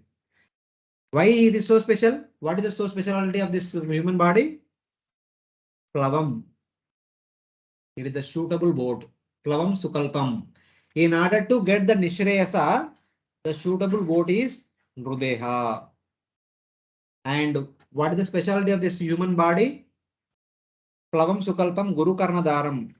The spiritual master will act like the captain of the boat. Guru karnadaram. Karnadaram means he is the captain. He will direct the boat which direction is supposed to go. Mayanukulena nabasvateritam. And Maya anukulena.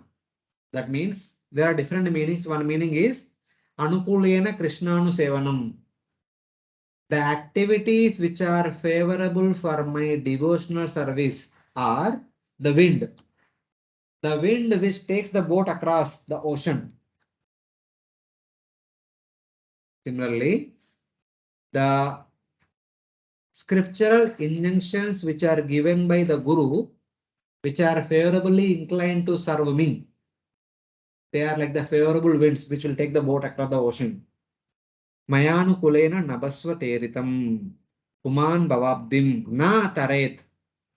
If a person having boarded this boat, if does not cross over the Bhavasagar, sa atmaha, that person is actually killing one's own soul. It's like that. So these are various places the glory of human body is glorified. Yes, Prabhu. I think last Sunday or before that Sunday, you attended the morning class by some foreigner. No, I was not here. I was in Pune. I did not Yeah, he was totally denouncing the human body, that it gives off foul smell and so many dirty things come out of the human body. It is of no use. That is again to develop detachment. A person might be thinking that purpose of life is to keep this body neat and tidy and all using all that so many things, nice costumes and clothes, all these things. Not like that. Kitna bhi karo, human body is foul smelling only. That is to develop detachment. Here we are not talking about decorating the human body. Here we are talking a human body is a suitable boat to cross across the ocean of mental existence from that point of view. Not for sense gratification. That is to take us out of sense gratification mode. Otherwise, outside the cosmetic industry, the topmost industry today, it's all to decorate the body only. In one sense. Here we have on the roadsides, we have so many saloons. So small thing, once you enter in, come out, 1,000 rupees you have to pay. What is the purpose that we are using?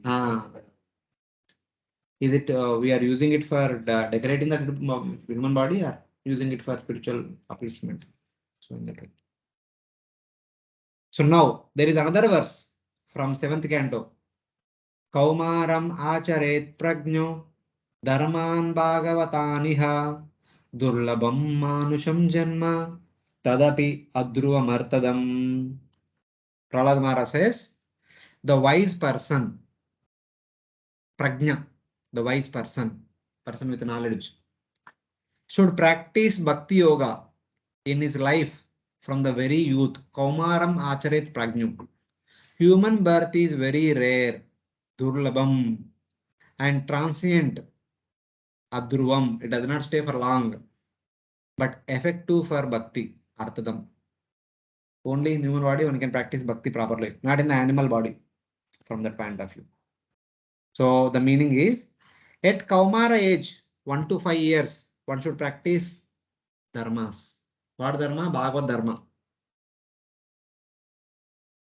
So, but one may say that, but in youth, a person is unqualified for varnashrama dharma.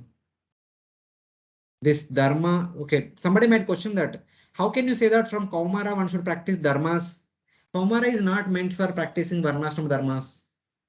One need to spend some time playing at home, then one should go to Gurukul, study nicely, then come back, get married, then start practicing one's varnashrama duties. तब तक थोड़ा सा play करने का, पढ़ाई करने का, अभी से ड्यूटीज क्या है? Then Prahlad Maharaj said that I am not talking about varnashram dharma. I am talking about the dharma which is related to Supreme Lord, Bhagavad Dharma, which consists of Shravanam, Kirtanam, Vishnu, Smaranam, Pada Sevanam, Archanam, Vandanam, Dasyam, Sakyam, Atma Nivedanam. These 9 things should be performed from Kaumara onwards, 1 to 5 years.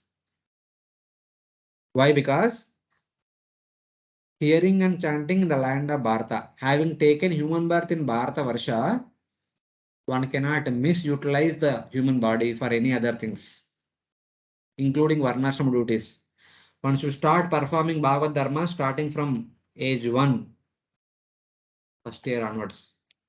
But one may question, but a person will be successful in execution of one's dharmas starting from Yavana. 16 years ke baad one can actually understand what is what. Then one starts performing bhakti activities, then one can become successful.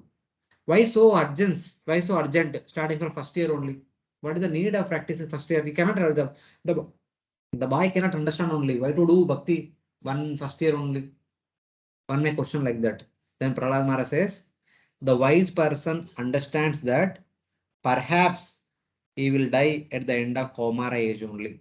Who knows? One will live all the way up to 15, 16 years. One may die before that only. What is the guarantee? So better practice bhakti right now only. जितना भक्ति करे उतना रह जाएगा. नेहा विक्रम नाशोस्ति प्रत्यवायो न विद्यते. स्वपम pace धर्म से त्रायतो Mahato भयात. And thus his life would be wasted. Otherwise, if he thinks that he will practice bhakti only in 16th year onwards, but 15th year if he dies, 15 years have been wasted simply. Otherwise, he could have practiced bhakti for 14 years. That is for his eternal credit. But why worry so much? How can you say that our death might come? Why are you so optimistic? Pessimistic? Why are you so pessimistic? Always worried about death, death, death, death. In future life also one can practice bhakti. If at all death comes, next life also you can practice bhakti. What is so hurry? Prahlad Mar says that birth as a human is very rare. Don't think that next life one will also get human birth. एक बार छोड़ दिया शरीर, one has to go through 84 lakh species of life. Then again one becomes human. And that too, becoming human also, in that human also there are so much variety. Everyone cannot have that opportunity to practice bhakti. One attains human form by good fortune and it is transient. Though you exist today, it is not certain you will exist tomorrow. What to speak of 15th or 16 years? Today we are living. Whether we live till tomorrow or not, we don't know. It is highly transient. Anything can happen anytime. Better practice bhakti right now.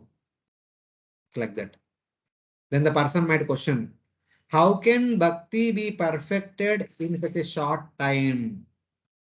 So you are telling that death can come tomorrow only, but still you are telling me to practice bhakti today. Just by practicing bhakti, one day I can attain perfection. Is there any guarantee for that? Then Prahlad said that human birth is effective. It is arthadam. It has full potency. One sees that Katvanga and others achieved success by having bhakti only for a muhurta. Persons like Katvanga Maharaj had only one muhurta and then went back to Godhead. If we have one full day, why not practice bhakti like that? We can attain perfection. Why not? So this is mentioned in the second canto, first chapter, verse number 13. Katvango nama rajarshir ज्ञात्वे yattam iha ayusha muhurta sarva mustrujja gatavan abhayam hari. So Katvanga Maharaj understood that he only had one muhurta. Immediately requested Devatas to transport him to Bharata Varsha. He came down to Bharata Varsha. He used that one muhurta in meditating on the Supreme Lord. And he got Gatavan Abhayam Harim. He obtained the fearless shelter of Lord Hari in Vaikunta. So it is like that. So that is the glory of human birth in Bharata Varsha, not anywhere and everywhere. So Kaumara means 1 to 5 years. Pauganda is 5 to 10 years. Kaishora is 10 to 15. And Yavana is above 15. If one says that no, above 15, 16th year onwards only I can understand what to do, what not to do. I'll wait till 16. No guarantee. Practice bhakti, whether you know or don't know, just engage in bhakti, starting from first year, Kaumara onwards. 5 साल के बच्चे को क्या बोले? 5 साल में 1 साल का बच्चे के बोल रहे इधर बात। बीट बैग हाथ में रखो, करते रहेंगे बस, जो आप करेंगे वो करेंगे और रिपीट करेंगे। वही होता है इधर। If parents perform dandavat, children will perform dandavat. Parents chant Hare Krishna, children will chant Hare Krishna. Parents do some service, children also will do some service. If parents are making garland, children also will make garland. It is natural. The children will imitate the parents. हाँ हाँ, mobile देने का बात नहीं भागवतम में, तो आज का सिचुएशन अलग है। मोबाइल देने का बात नहीं इधर। Parents only give the mobile to children nowadays so that the children will not be naughty. So that's how the parent want to excuse.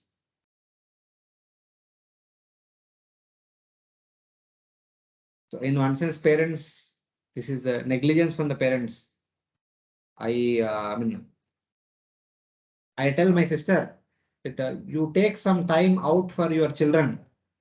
Don't purchase things from outside. You prepare at home. Once the children become attracted to outside things, they will never eat anything in the home. They only want that. And don't expose them to so much mobile, TV and all. When they are addicted to it, they will not give up. It's very difficult. But just to get some peace of mind, they get rid of children by giving them whatever they ask, without understanding what will be the future. So it's like that. So any questions till now? Yes, Prabhuji, actually, I don't know it is directly related or not, but this is a long-standing question I have in the mind.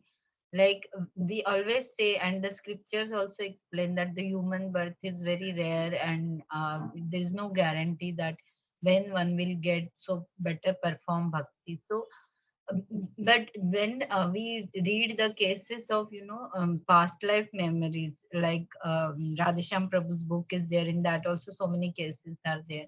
So I always wonder that whether these people have really performed so much bhakti that immediately they have got human birth and they are remembering, or they were No, in between other it's not about bhakti. It's not about bhakti. It's about the mixture of papa and punya.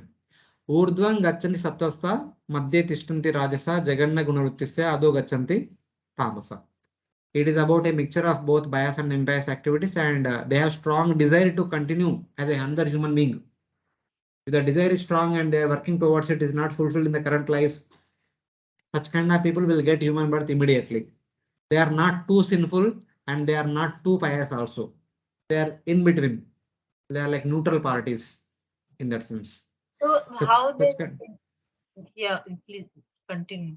and that's how such kind of people get human birth No, but then immediately. when they say that it is very rare and it is so precious, so just if by somebody having desire that I want to get fulfill this desire, one gets human birth. So then it is so easy, no, Prabhuji, like means in that one. No, it is not that easy. It is not that easy. In the previous yugas, people are more pious. They are by default they will go to Swarga. In Kali Yuga, people are more sinful. By default, people go to Naraka. So getting again human birth is not so simple. Few cases might be there. Out of 600 crores, might be 1000 cases might be there reported. Maybe for last 2-3 centuries, we might have 1000 cases only. Not so many becoming human again immediately. So what is the percentage? Okay. Because I was having that confusion that maybe in between they had some other births and then again they got human birth and they are having the past life memories of previous human birth whenever they had. Is it that Yeah, way? that is also possible. I mean, you can trace back, na all the case state cases if you are not studied, if you studied when they Ah, died and again when they took birth, how much is the gap? So that will give you clear understanding whether they are born humans yeah. immediately or in between some gap is there. So हम you can do that. Cases में तो clear होता है कि नहीं पहले क्या अभी अभी हुआ था बर्थ क्योंकि वो प्रीवियस लाइफ के जो बोल रहे हैं वो उनका एज कितना है और इनका एज कितना है उसका कंपैरिजन करेंगे तो समझ That में is आता only exceptions. That is not है। Yeah. general trend. That these are only exceptions. Okay. Okay. Thank you. So India has more than 100 crore people. How many are getting rebirth? How many cases are there now? तो It पता is नहीं notable. You can count on the fingers MIT only. Maybe within 10 only. Yeah. So the exceptions, there are exceptions, not general trend. Okay. Thank you. Any other devotees? Any questions? No, Prabhuji, thank you. Hare Krishna, Prabhuji. Yes, Mataji. Prabhuji, taking birth in Bharatvarsha, which means at that time the entire population was in Bharatvarsha itself. Like there was no other place where the human beings were born, is it not? No, everywhere living entities are there, but they have different designation. As in? There were humans also in other part of Jambudipa also. They are also, when generally they are called humans also, but they also have another designation like Kimpurushas and Harivarsha people, these people, that people. But they are not in Bharata Varsha. That is called Bhauma Swarga. Later on we discuss in the fifth canto. So their getting human birth is not so much useful. In Bharata Varsha it is very much useful. Okay, okay. So when we talk about the 4 lakh consciousness of human beings, that includes all these Purushas also, right? Yeah, yes. Okay, okay. So taking birth as human in Bharatvarsha has significance, otherwise it's not. No, it is not that it is not, but one need to work hard. Like we discussed in the previous chapter, if somebody gets birth in the heavenly planets, like for example Indra, he has to perform devotional service for 1 month period. Then only will go back to Godhead. Even though if you want to go in between, he cannot go. But that kind of condition does not apply to human beings. Okay. Even one murta is enough to go back to Godhead. Mm-hmm. So in that way it is special. Okay, Hare Bhupji. Krishna, Prabhuji. Yes, Hare Mataji. Krishna. The people in different planets, they have different forms, or all of them have human-like forms, or some of them they have different type of forms as human beings. Like in Purushvarsha, it is. I had heard that the people have the face of a monkey and the body of a human. So like Hmm. that in different planets, they have different forms. Or is it that they have human-like forms only, all of them? At least from third canto, we understand that remaining all species, they are not completely human-like, but somewhat similar to human-like. For example, Devatas are almost similar to humans. Rakshasas are have some little deformed bodies. And the Skimpurushas, as you mentioned, like monkey faces and tails they have. But more or less, about 80 to 90%, all the bodies are similar to human form. But little variation is there in each Because and every category. Yeah. it is mentioned that there are 4 lakh out of those 84 lakh species, Hmm. 4 lakhs are human forms. Yes, yes. The There are humans different and variations. 8 category of superhuman beings and all the way up to Brahma, they all come in the category of 4 lakh human-like species. Mhm. Yeah. Okay. There could be little variation here and there, but about 80% all are same. 80% of physical appearance, they are all same. Yeah. Thank you. Yes, correct. Prabhuji, what is the speciality about Bharatvarsha? You need to wait till 5th canto. Okay. All of you need to allow me to go to the 5th canto. That means all of you should write your 4th canto exams and 4th canto presentation. If everything is done only, then we'll start 5th canto. Okay. Okay. If you want to know about Bharatavarsha, you need to come till 5th canto. Okay. Okay. 5th canto, chapter 26. All right.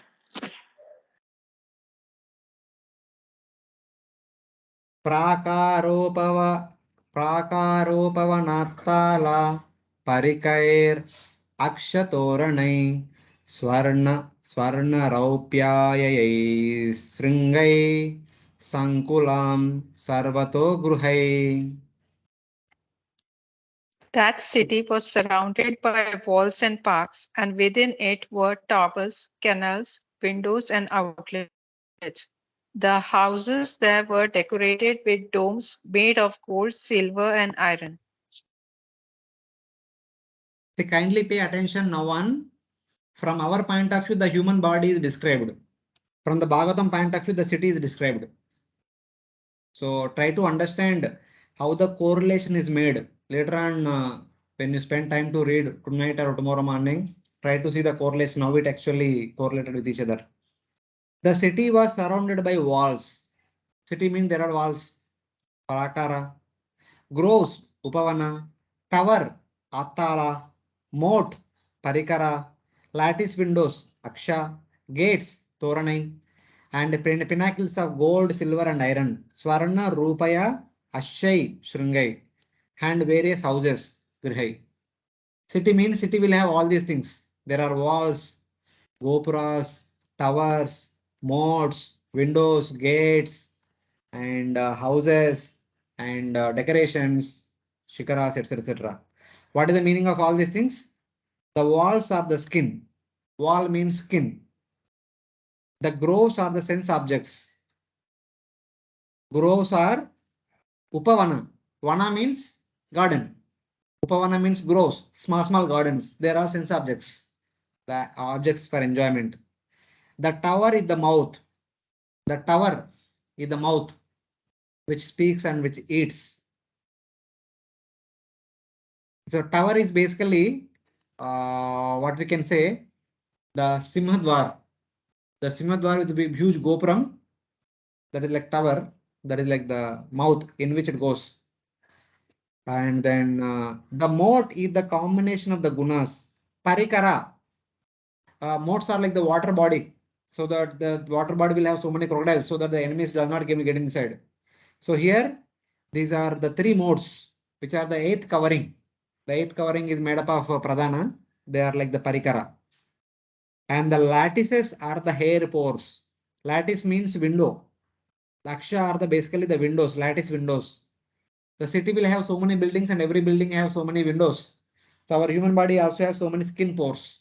They are like the windows. The gates are the eyes and other openings. The city has 9 gates, Later on, we see that there are 9 gates, 9 entries to the city. The 9 gates are the 9 openings. The 2 eyes, 2 ears, the mouth, anus and rectum. And yeah, genital and anus. Like that, there are 7 holes and 9 holes to the body. They are like that. 2 eyes, 2 ears, 2 nostrils and mouth, and genital and anus. So in that way, there are 9 gates. Gold, silver, and iron refers to Kapha, Vata, Pitta are the 3 modes: Sattva, Rajas, and Tamas. Gold is Sattva, silver is Rajas, iron is Tamas. The houses are the chakras of the body. Within our body, we have so many chakras: Mooladhara chakra, Swadhisthana chakra, etc. They are like the different houses. One house is meant for the king, one house is meant for the queen, like this house, that house, like that. So now, further continues. Neelaspatika Vaidurya Mukta Makara Tarunai Klipta Harmya Stalim Deeptam Shriya Bhogavatim Iva.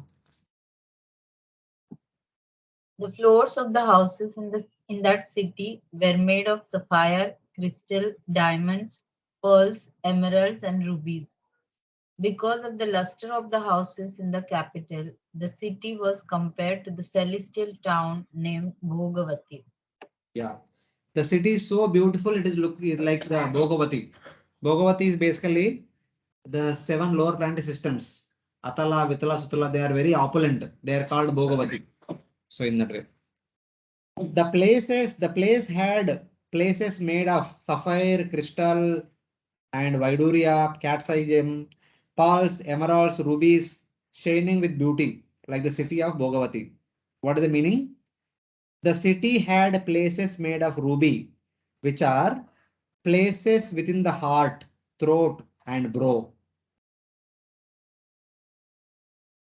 Within the core of the heart, there is soul, which is brightly shining. Within the throat, the sound is coming out. Within the eyebrow also, this is like Ajna Chakra. This is also very important place where the Jnanis are always focusing on the eyebrow. So in that, these are all very important places which emit knowledge, which emit their spiritual consciousness, etc. In that way. Just like jewels are very important for the wealthy person, for a human being, the heart, throat, and brow. These are very important because these are the important chakras where the consciousness develops, goes above and above. The other jeweled places represent the nadis. So Pingala Nadi, Idavida Nadis, they go through all over the body. The nadis are also very important things within our body. They are also compared to the jewels, emeralds, rubies, which are very valuable. Bhogavati is Naga city. Bhogavati is basically the city of Nagas called Patala, which is filled with all the Nagamanis. The entire area is brightly shining with all the Nagamanis. All the jewels are there. So in that way. So with all these jewels all over the body is so opulent and brightly shining. So in that way. And what else is there in that city? Sabha Chetvara Ratyabhir Akridayantanapanai Shaityadvaja Patakabhir Yuktam Vidruma Vedibhi. In that city, there were many assembly houses, street crossings, streets, restaurants, gambling houses, markets, resting places, flags, festoons, and beautiful parks. All these surrounded the city. Yeah, this is also interesting in things. Just like in the previous verse, we saw that all the important chakras within our body are compared to the rubies, sapphire, emeralds, which are very brightly shining. These chakras are also brightly shining. The entire body with all these important chakras is called as Bhogavati. And now, similarly, the other important things in the body is the city had a sitting place, Sabha, where the king does all the administration. And it also has an intersection. Intersection is like crossing. Chatvara, where 4 roads come and meet together. And a main street, there is a big Rajamarga. Like what is that road we call it as? Rathayatra road? Bada Danda. From Jagannath Mandir to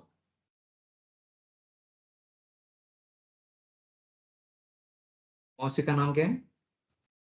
Gundicha. हाँ, गुंडीचा मंदिर तक.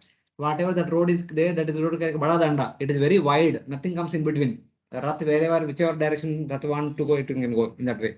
Like that, there is a Rajamarga, main street. And they like on the way here and there are some gambling houses where some gambling can be done. People sit and play something, some games. And there are shops in the marketplace. And there are some resting areas, Vishramasthal. And there are stages made up of coral, Vidruma Vedibi. Here and there, to people to sit and talk. There are Vidruma Vedis. Like in the villages, underneath the Ashwatha tree, people tree, they make a platform so that the people come and sit and discuss some general talk, or sometimes they discuss Krishna Katha, Ramayana, Mahabharata, etc. etc. They are like general Vidurma Vedibi, and was decorated with flags and banners. And all over city there are so many flags and so many banners indicating so many things. So what is the meaning of all these things? Sabha means the place for the king to sit. It is a sabha in which there is a throne in which the sun sits. It is the heart where the jiva is situated. The sabha, the Raja Sabha, is the heart where the king sits. The intersection refers to the place below the palate where the passages for the mouth, for the nostril, for the two eyes and the two ears meet. This portion, in the throat portion, the upper portion, where the two nostrils, Vijay, the can you mouth.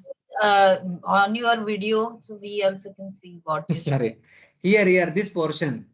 Even we see when if you see in the mirror also, you can see there is one fleshy thing. It goes up and down, up and down. So sometimes, sometimes when it does not move here and there, when small children are drinking some water, the water comes out of the nostril because it can go up and come back. And sometimes people do nose clearing. They put some water here. It goes and comes around this nostril, or it goes and comes out of the nostril. So something like that, because here there is an opening for the two nostril, for the mouth, for the two eyes, and for the two ears. All these things are intersecting here. Sometimes the water comes out of the ears. Suddenly when you are drinking water, the water comes out of the ears. That water goes from ear to the eyes and comes out. So it's like that. Even the ears also have that effect. I mean, this is a bad example. Sometimes it is shown in the movies. They show that some people smoke. The smoke comes out of the nostril, comes out of the ears. So they are all kind of interconnected at the throat level. So in that way, that is like the intersection. Below the palate, where passages for the mouth, nose, eyes, and the ears meet. That is like the, what we can say, junction. All different roads come together, and then if one can go here this way, that way, like that. The main road is the Sushumna Nadi. Sushumna, Ida, Pingala Nadis running down the spine. From the back side of the throne, from here all the way up to the joints, the hip joint, that is like Rajamarga. There is no here and there like the Bada Danda. It goes straight directly. That is the main road where Sushumna Nadi, Ida Nadi, Pingala Nadis are there. That is the main part of the human body. So Rajamarga is Ratyabir, where the king's Ratha travels on the Rajamarga. Whenever king want to go out of the city, go for war, he goes through that Rajamarga. So in that way, whenever you want to visit the entire kingdom in his capital city, he will go through the Rajamarga only. He cannot go through gully roads. He will go through Rajamarga only. So in that way. The gambling houses are the gross locations of the senses. So wherever sense gratification can be done, there are like the gambling houses. Gross location of the senses. The palate is the gross location of the sense gratification of taste. If you want to taste pizza, where you will taste the pizza? Tongue only, palate only, na? Tongue, teeth all put together. You chew it and you taste it, everything you do. If you want to enjoy the music, where do you enjoy? ears. Ear is the gross location of the gross ear is the gross location of the sense gratification. So in that way. So they are like the gambling houses for sense gratification. The market with shops is the gross mind. So where give and take happens continuously. Mind is the place one constantly makes planning. मुझे आज ये चाहिए, कल ये चाहिए, आज pizza खाऊंगा, कल पास्ता खाऊंगा, परसों ये खाऊंगा. It's like that. Give and take is going on happening in the mind. Mind. Mind is the one which has sankalpa vikalpa. Mind is only proposes. आज ये खाओ, आज वो खाओ. अभी मेनू में देखेगा तो 4-5 आइटम्स रहेगा. माइंड टेल्स ये ही खाओ, वो मत खाओ. कल एकादशी है, चलेगा. आज प्रसाद अच्छे से खा लो. So something like that. So, but mind activities are done through the brain. The brain, not intelligence. Brain is different. Intelligence is different. Intelligence kahan aayega? No intelligence. The mind's activities are performed through the brain. Brain is like it sends the signal all over the body through the brain. The mind is there in the heart. Brain is in the head. But whatever it is there in the mind, it goes through the brain. Through brain, it goes to all over the body. So it activates all the body limbs. For example, right now you want to go to Govinda's and have nice feast. The mind expresses desire. That desire goes to the brain, and brain activates the entire body. You will get up, come out of the classroom, go to Govinda's, make an order, and sit and enjoy. So it's like that. The gross activity is performed through the communication passing through the brain. So in that way. The resting place is within the chitta, where one is supposed to be situated in the samadhi. After working very hard throughout the day, in the evening, if one want to take rest, or in the afternoon after lunch, if somebody want to take some rest on the pathway, underneath the tree, there is nice resting place are there. That is like chitta, chetana, where one will get into samadhi. It is chetana is the place in which one gets into samadhi. In samadhi only one actually gets the real rest. If throughout the night when you are sleeping, if there are so many dreams in between, if you are constantly getting disturbed in that sleep, early morning when you get up, you don't feel like had a good sleep. If you had good sleep, then morning you feel fresh, refreshed. So that is Chaitya, the location. Later on, I'll explain one verse. Bhagavad Gita verse is there. That time I'll give you the proper connection. Why it is Chitta? Only in Chitta one gets proper resting. The reason will tell. Chitta here basic understanding is deep sleep, good rest. That is at the level of Chitta it happens. But for a practitioner, it is Samadhi, getting into Samadhi. And then the choral stages are the spaces within the various chakras. We have 6 chakras, Muladhara chakra, Anahata chakra, Swadhisthana chakra, and so many chakras are there. The in between places are like the choral stages. Here and there. Sorry? You will not get in the book as it is. These are all notes made. Every text as it is you will not get. Just see. The choral stages here it is there in the sloka. The stages made up of choral. Vidruma Vedibi. As I mentioned that when in the villages, underneath a pipal tree or banyan tree, they make a stage where all the villagers come together and discuss Ramayana, Mahabharat, or if they want to do some panchayat, some conflict resolution, they do there only. In the old cinemas, if you see, it is there. Nowadays, you see court only.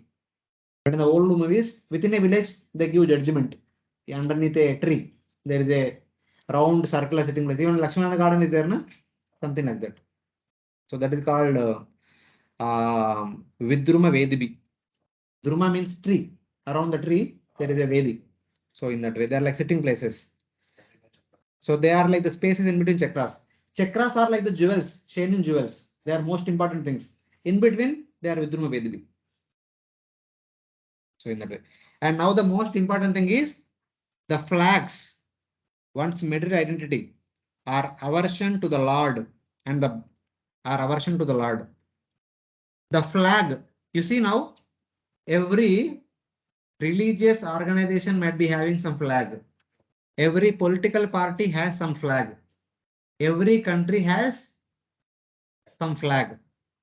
Flag is indication of one's identity. Same thing is mentioned here. The flags that are decorated here and there in the all over the city, they are indications of one's identity. It is connected to Ahankara. The flags are indicating Ahankara. Arjuna is identified with a flag known as Kapidvaja. Krishna is identified with a flag known as Garuda Dvaja. So it's like that. So one's identity is revealed through the flags. And the banners are the 5 miseries. The city is also decorated with so many banners. The banners are corresponding to, though this body is the place of enjoyment, but there are 5 miseries. Janma, the misery due to birth in the womb. Adhyatmika, Adi Bhautika Klesha, Adhyatmika Klesha, Adi Daivika Klesha, and Mrityu. Birth and death, and while living, we have 3 miseries: Adi Bhautika, Adi Daivika, and Adhyatmika. They are the 5 miseries no one can avoid. We generally say na Janma, Mrityu, Jara, Vyadhi. Janma first, Mrityu last. In between, we go through Jara and Vyadhi, which are due to Adi Bhautika, Adi Daivika, and Adhyatmika. So, like that. So, these are like the banners. In between, they keep telling go right, go left. If you don't follow, you will be in soup. So, something like that. Prabhuji, means Jara and Vyadhi are taken care in these 3, Adhyatmik, Adhibhautik, Adhidaivik. That's what you meant. Yes, yes. I have taken like that. The Jara and Vyadhi, which will come throughout our lifetime, we can take them as Adi Atmika, Adi Bhautika, and Adi Daivika kleshas. Okay, because I was wondering that why Jara Vyadhi has not been mentioned in this. So yeah, you explained for that. Yes, Prabhu, you are saying something?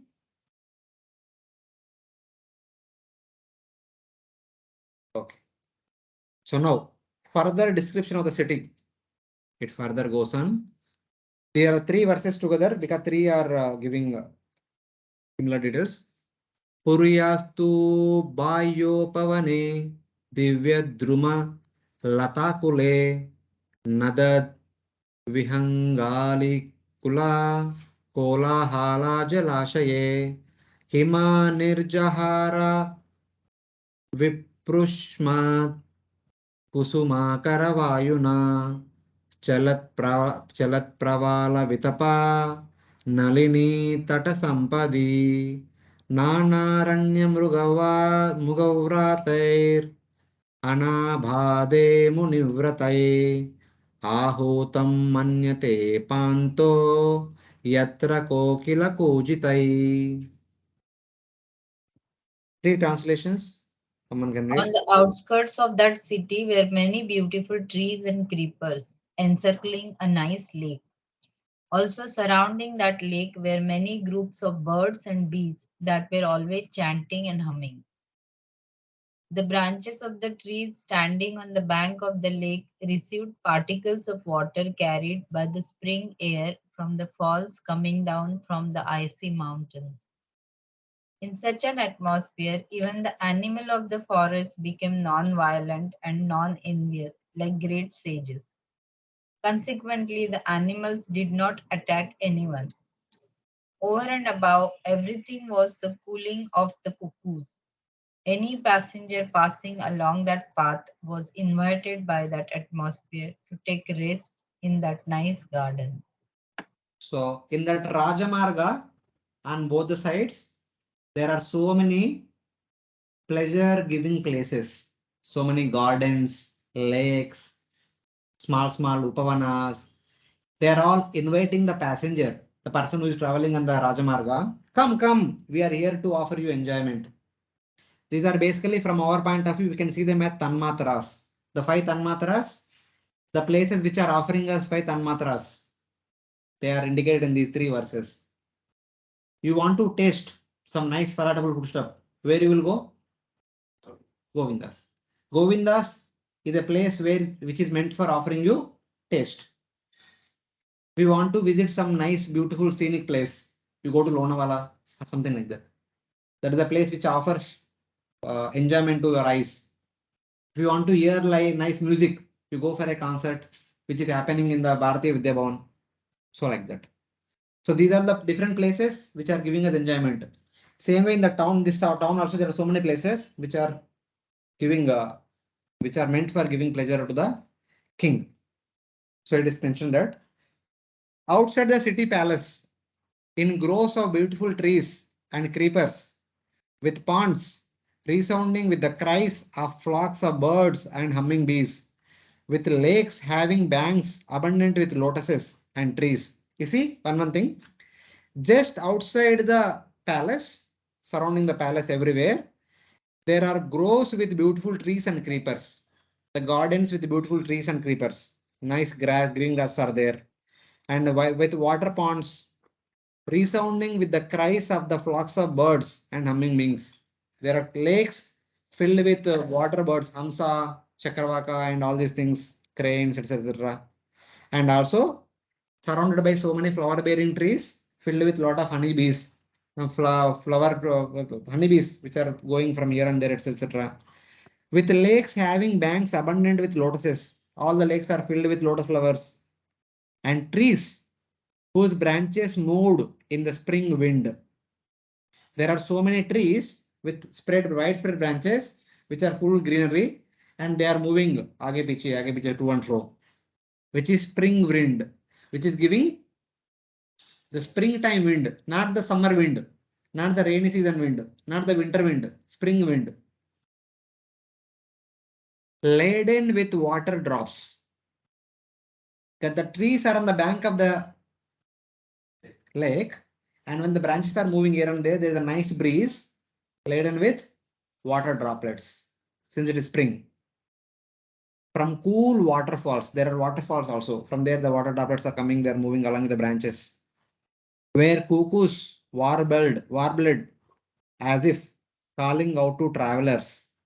There were various non-violent forest animals. There are so many trees are there. There are so many animals are there, but they are not like tigers and cheetah and leopard. They are like non-violent animals. They are very friendly animals, free of troubles, non-envious like the great sages. All the animals are like the sadhus. They don't disturb you, not like Vrindavan monkeys.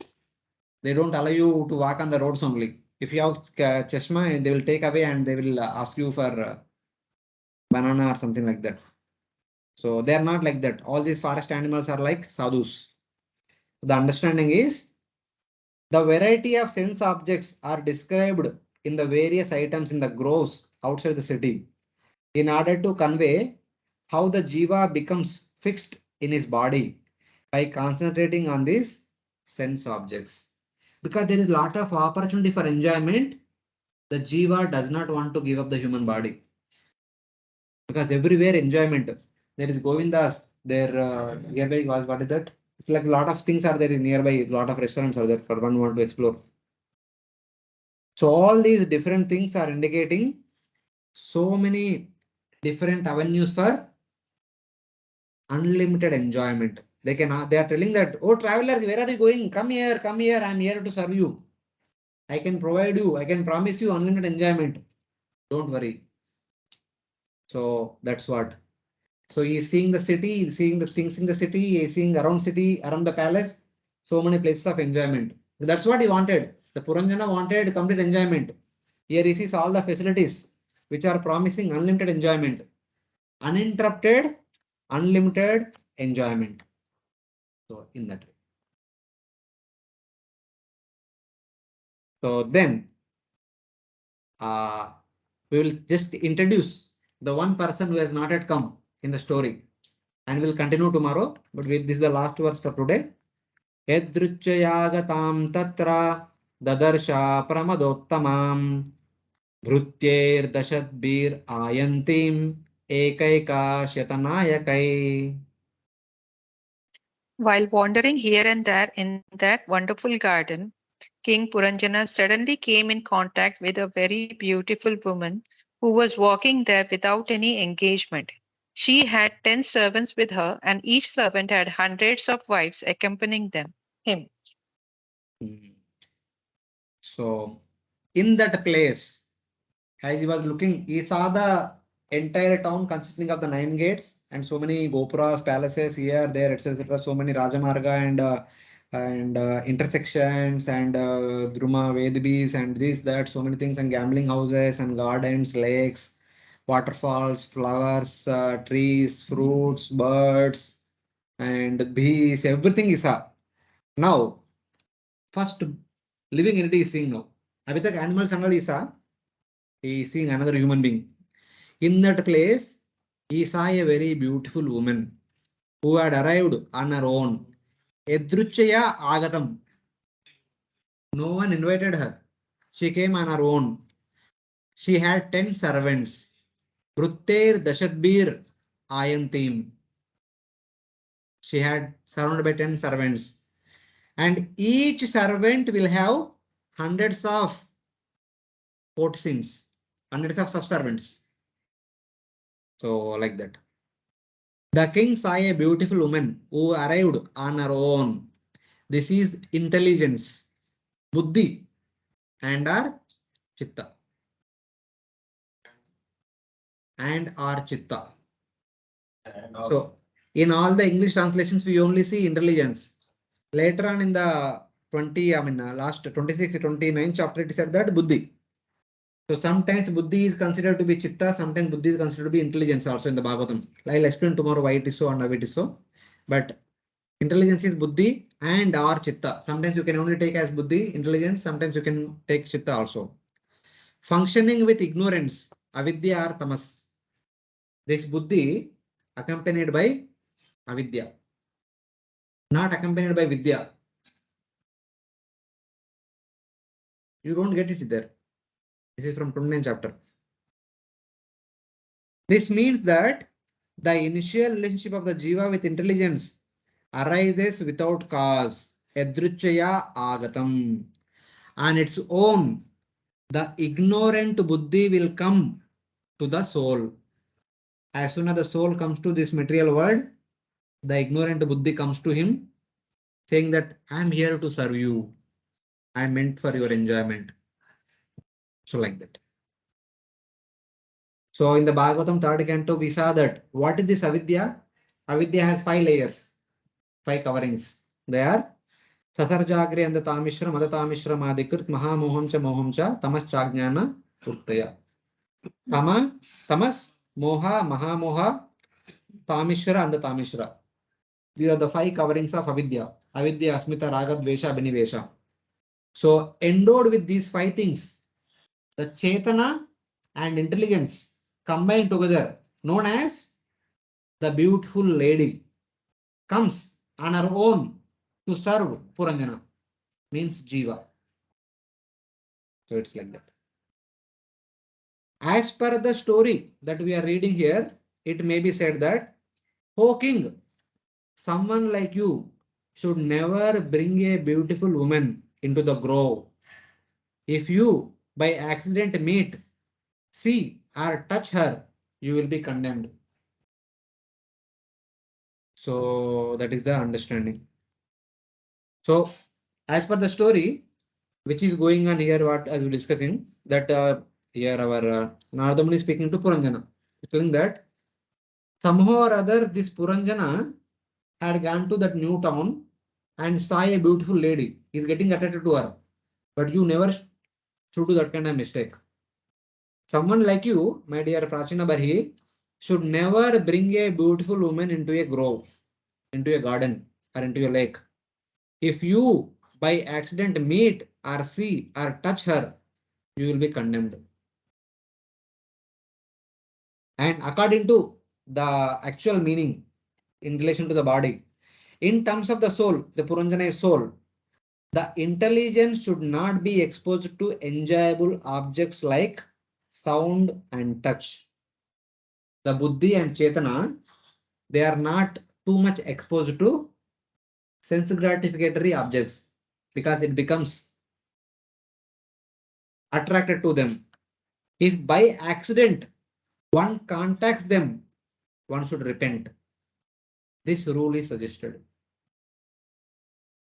So one should always carefully protect one's intelligence as well as one's chetana. If by accident they become attracted to sense gratification, after doing it, one should repent and one should make sure Attracted मतलब किया ना, तो one should repent. करने के बाद repent क्यों करेंगे? Repent it, but protect next time. Don't do it. So that is understanding. What are the sense objects? There were beautiful trees or various farms. There were the beautiful trees in the previous verse it is mentioned. There are so many trees are there, gardens and filled with flower bearing trees, fruit trees. There are all various farms to look at. They are the farms for the eyes, the beautiful farms. There were the calls of birds. The birds are chirping, they're making chirping sounds. They are like various attractive musical sounds. The trees had branches moving in the spring. The trees had branches moving in the spring breeze, filled with water drops from the waterfalls, growing abundantly on the banks of lakes with lotuses. This indicates the sense of touch and the sense of smell. Spring breeze means no smell. Spring indicates lot of flowers, lot of fragrance. That is smell. And water drops and breeze indicates touch. The cool water is the sense of taste and the spring breeze is the smell. The breeze is also touch. Just breeze is touch. So when the wind comes, it carries the water droplets, it touches you, you feel like cool sensation. Only when the spring breeze is coming, you feel fragrance of the flowers around. So in that way. The description of the branches moving the breeze shows the variety of the five sense objects available. Since with the branch, birds are there. When the tree branches are there, there are birds. That means sound is there. When branch is there, there are flowers. Fragrance is there. There are fruits. Taste is there. There is wind. Touch is there. There is water. Again, touch and taste. Everything is there. So in that way. The forest was without violent animals and endowed with non-violent animals because the king had accrued pious results and had no sinful reactions. His enjoyment was not troubled by obstacles. A pious person who takes birth in aristocratic family does not have money problems to enjoy. So like that. He is not surrounded by people who are envying his enjoyment or who are troubling him. Such kind of people are not there around him. If he's a pious person, in an aristocratic family, he takes birth. So in that way. That means he can enjoy uninterruptedly in this place. There no one is going to stop his enjoyment. No obstacles. It seems that the cuckoos warbling were inviting a guest to relax there. This means that in the body, the person divides up his enjoyment and offers it to the family members, friends, and Brahmana guests. Whatever a householder earns at the end of the month after working hard, he does not enjoy the salary himself. He uses the money for his wife, children, friends, relatives. Sometimes they also call some sadhus because religious person is not like a grossly atheistic. He's a religious person. So once in a while they also call Brahmana sadhus and feed. So in that way, he beckons them with his fame.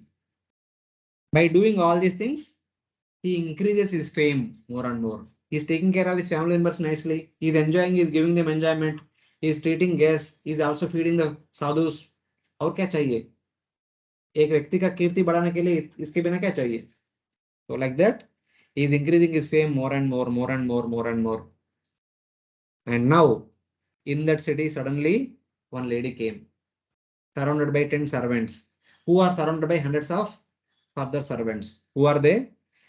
The 10 servants are the 5 knowledge and 5 action senses.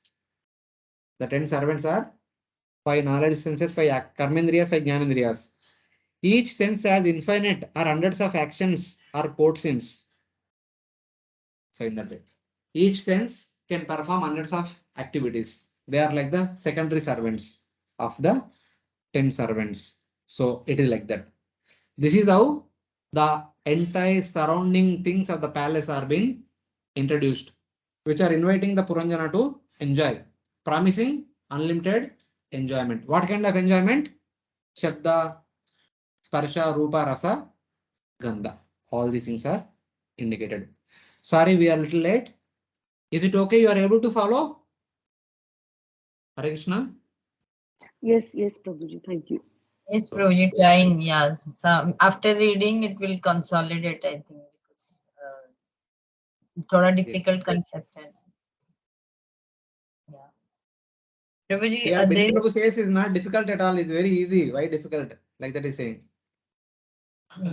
I have limited intelligence, Prabhuji. What to Okay, okay. But anyway, thank you very much for joining today evening, and we'll continue tomorrow afternoon 2 o'clock.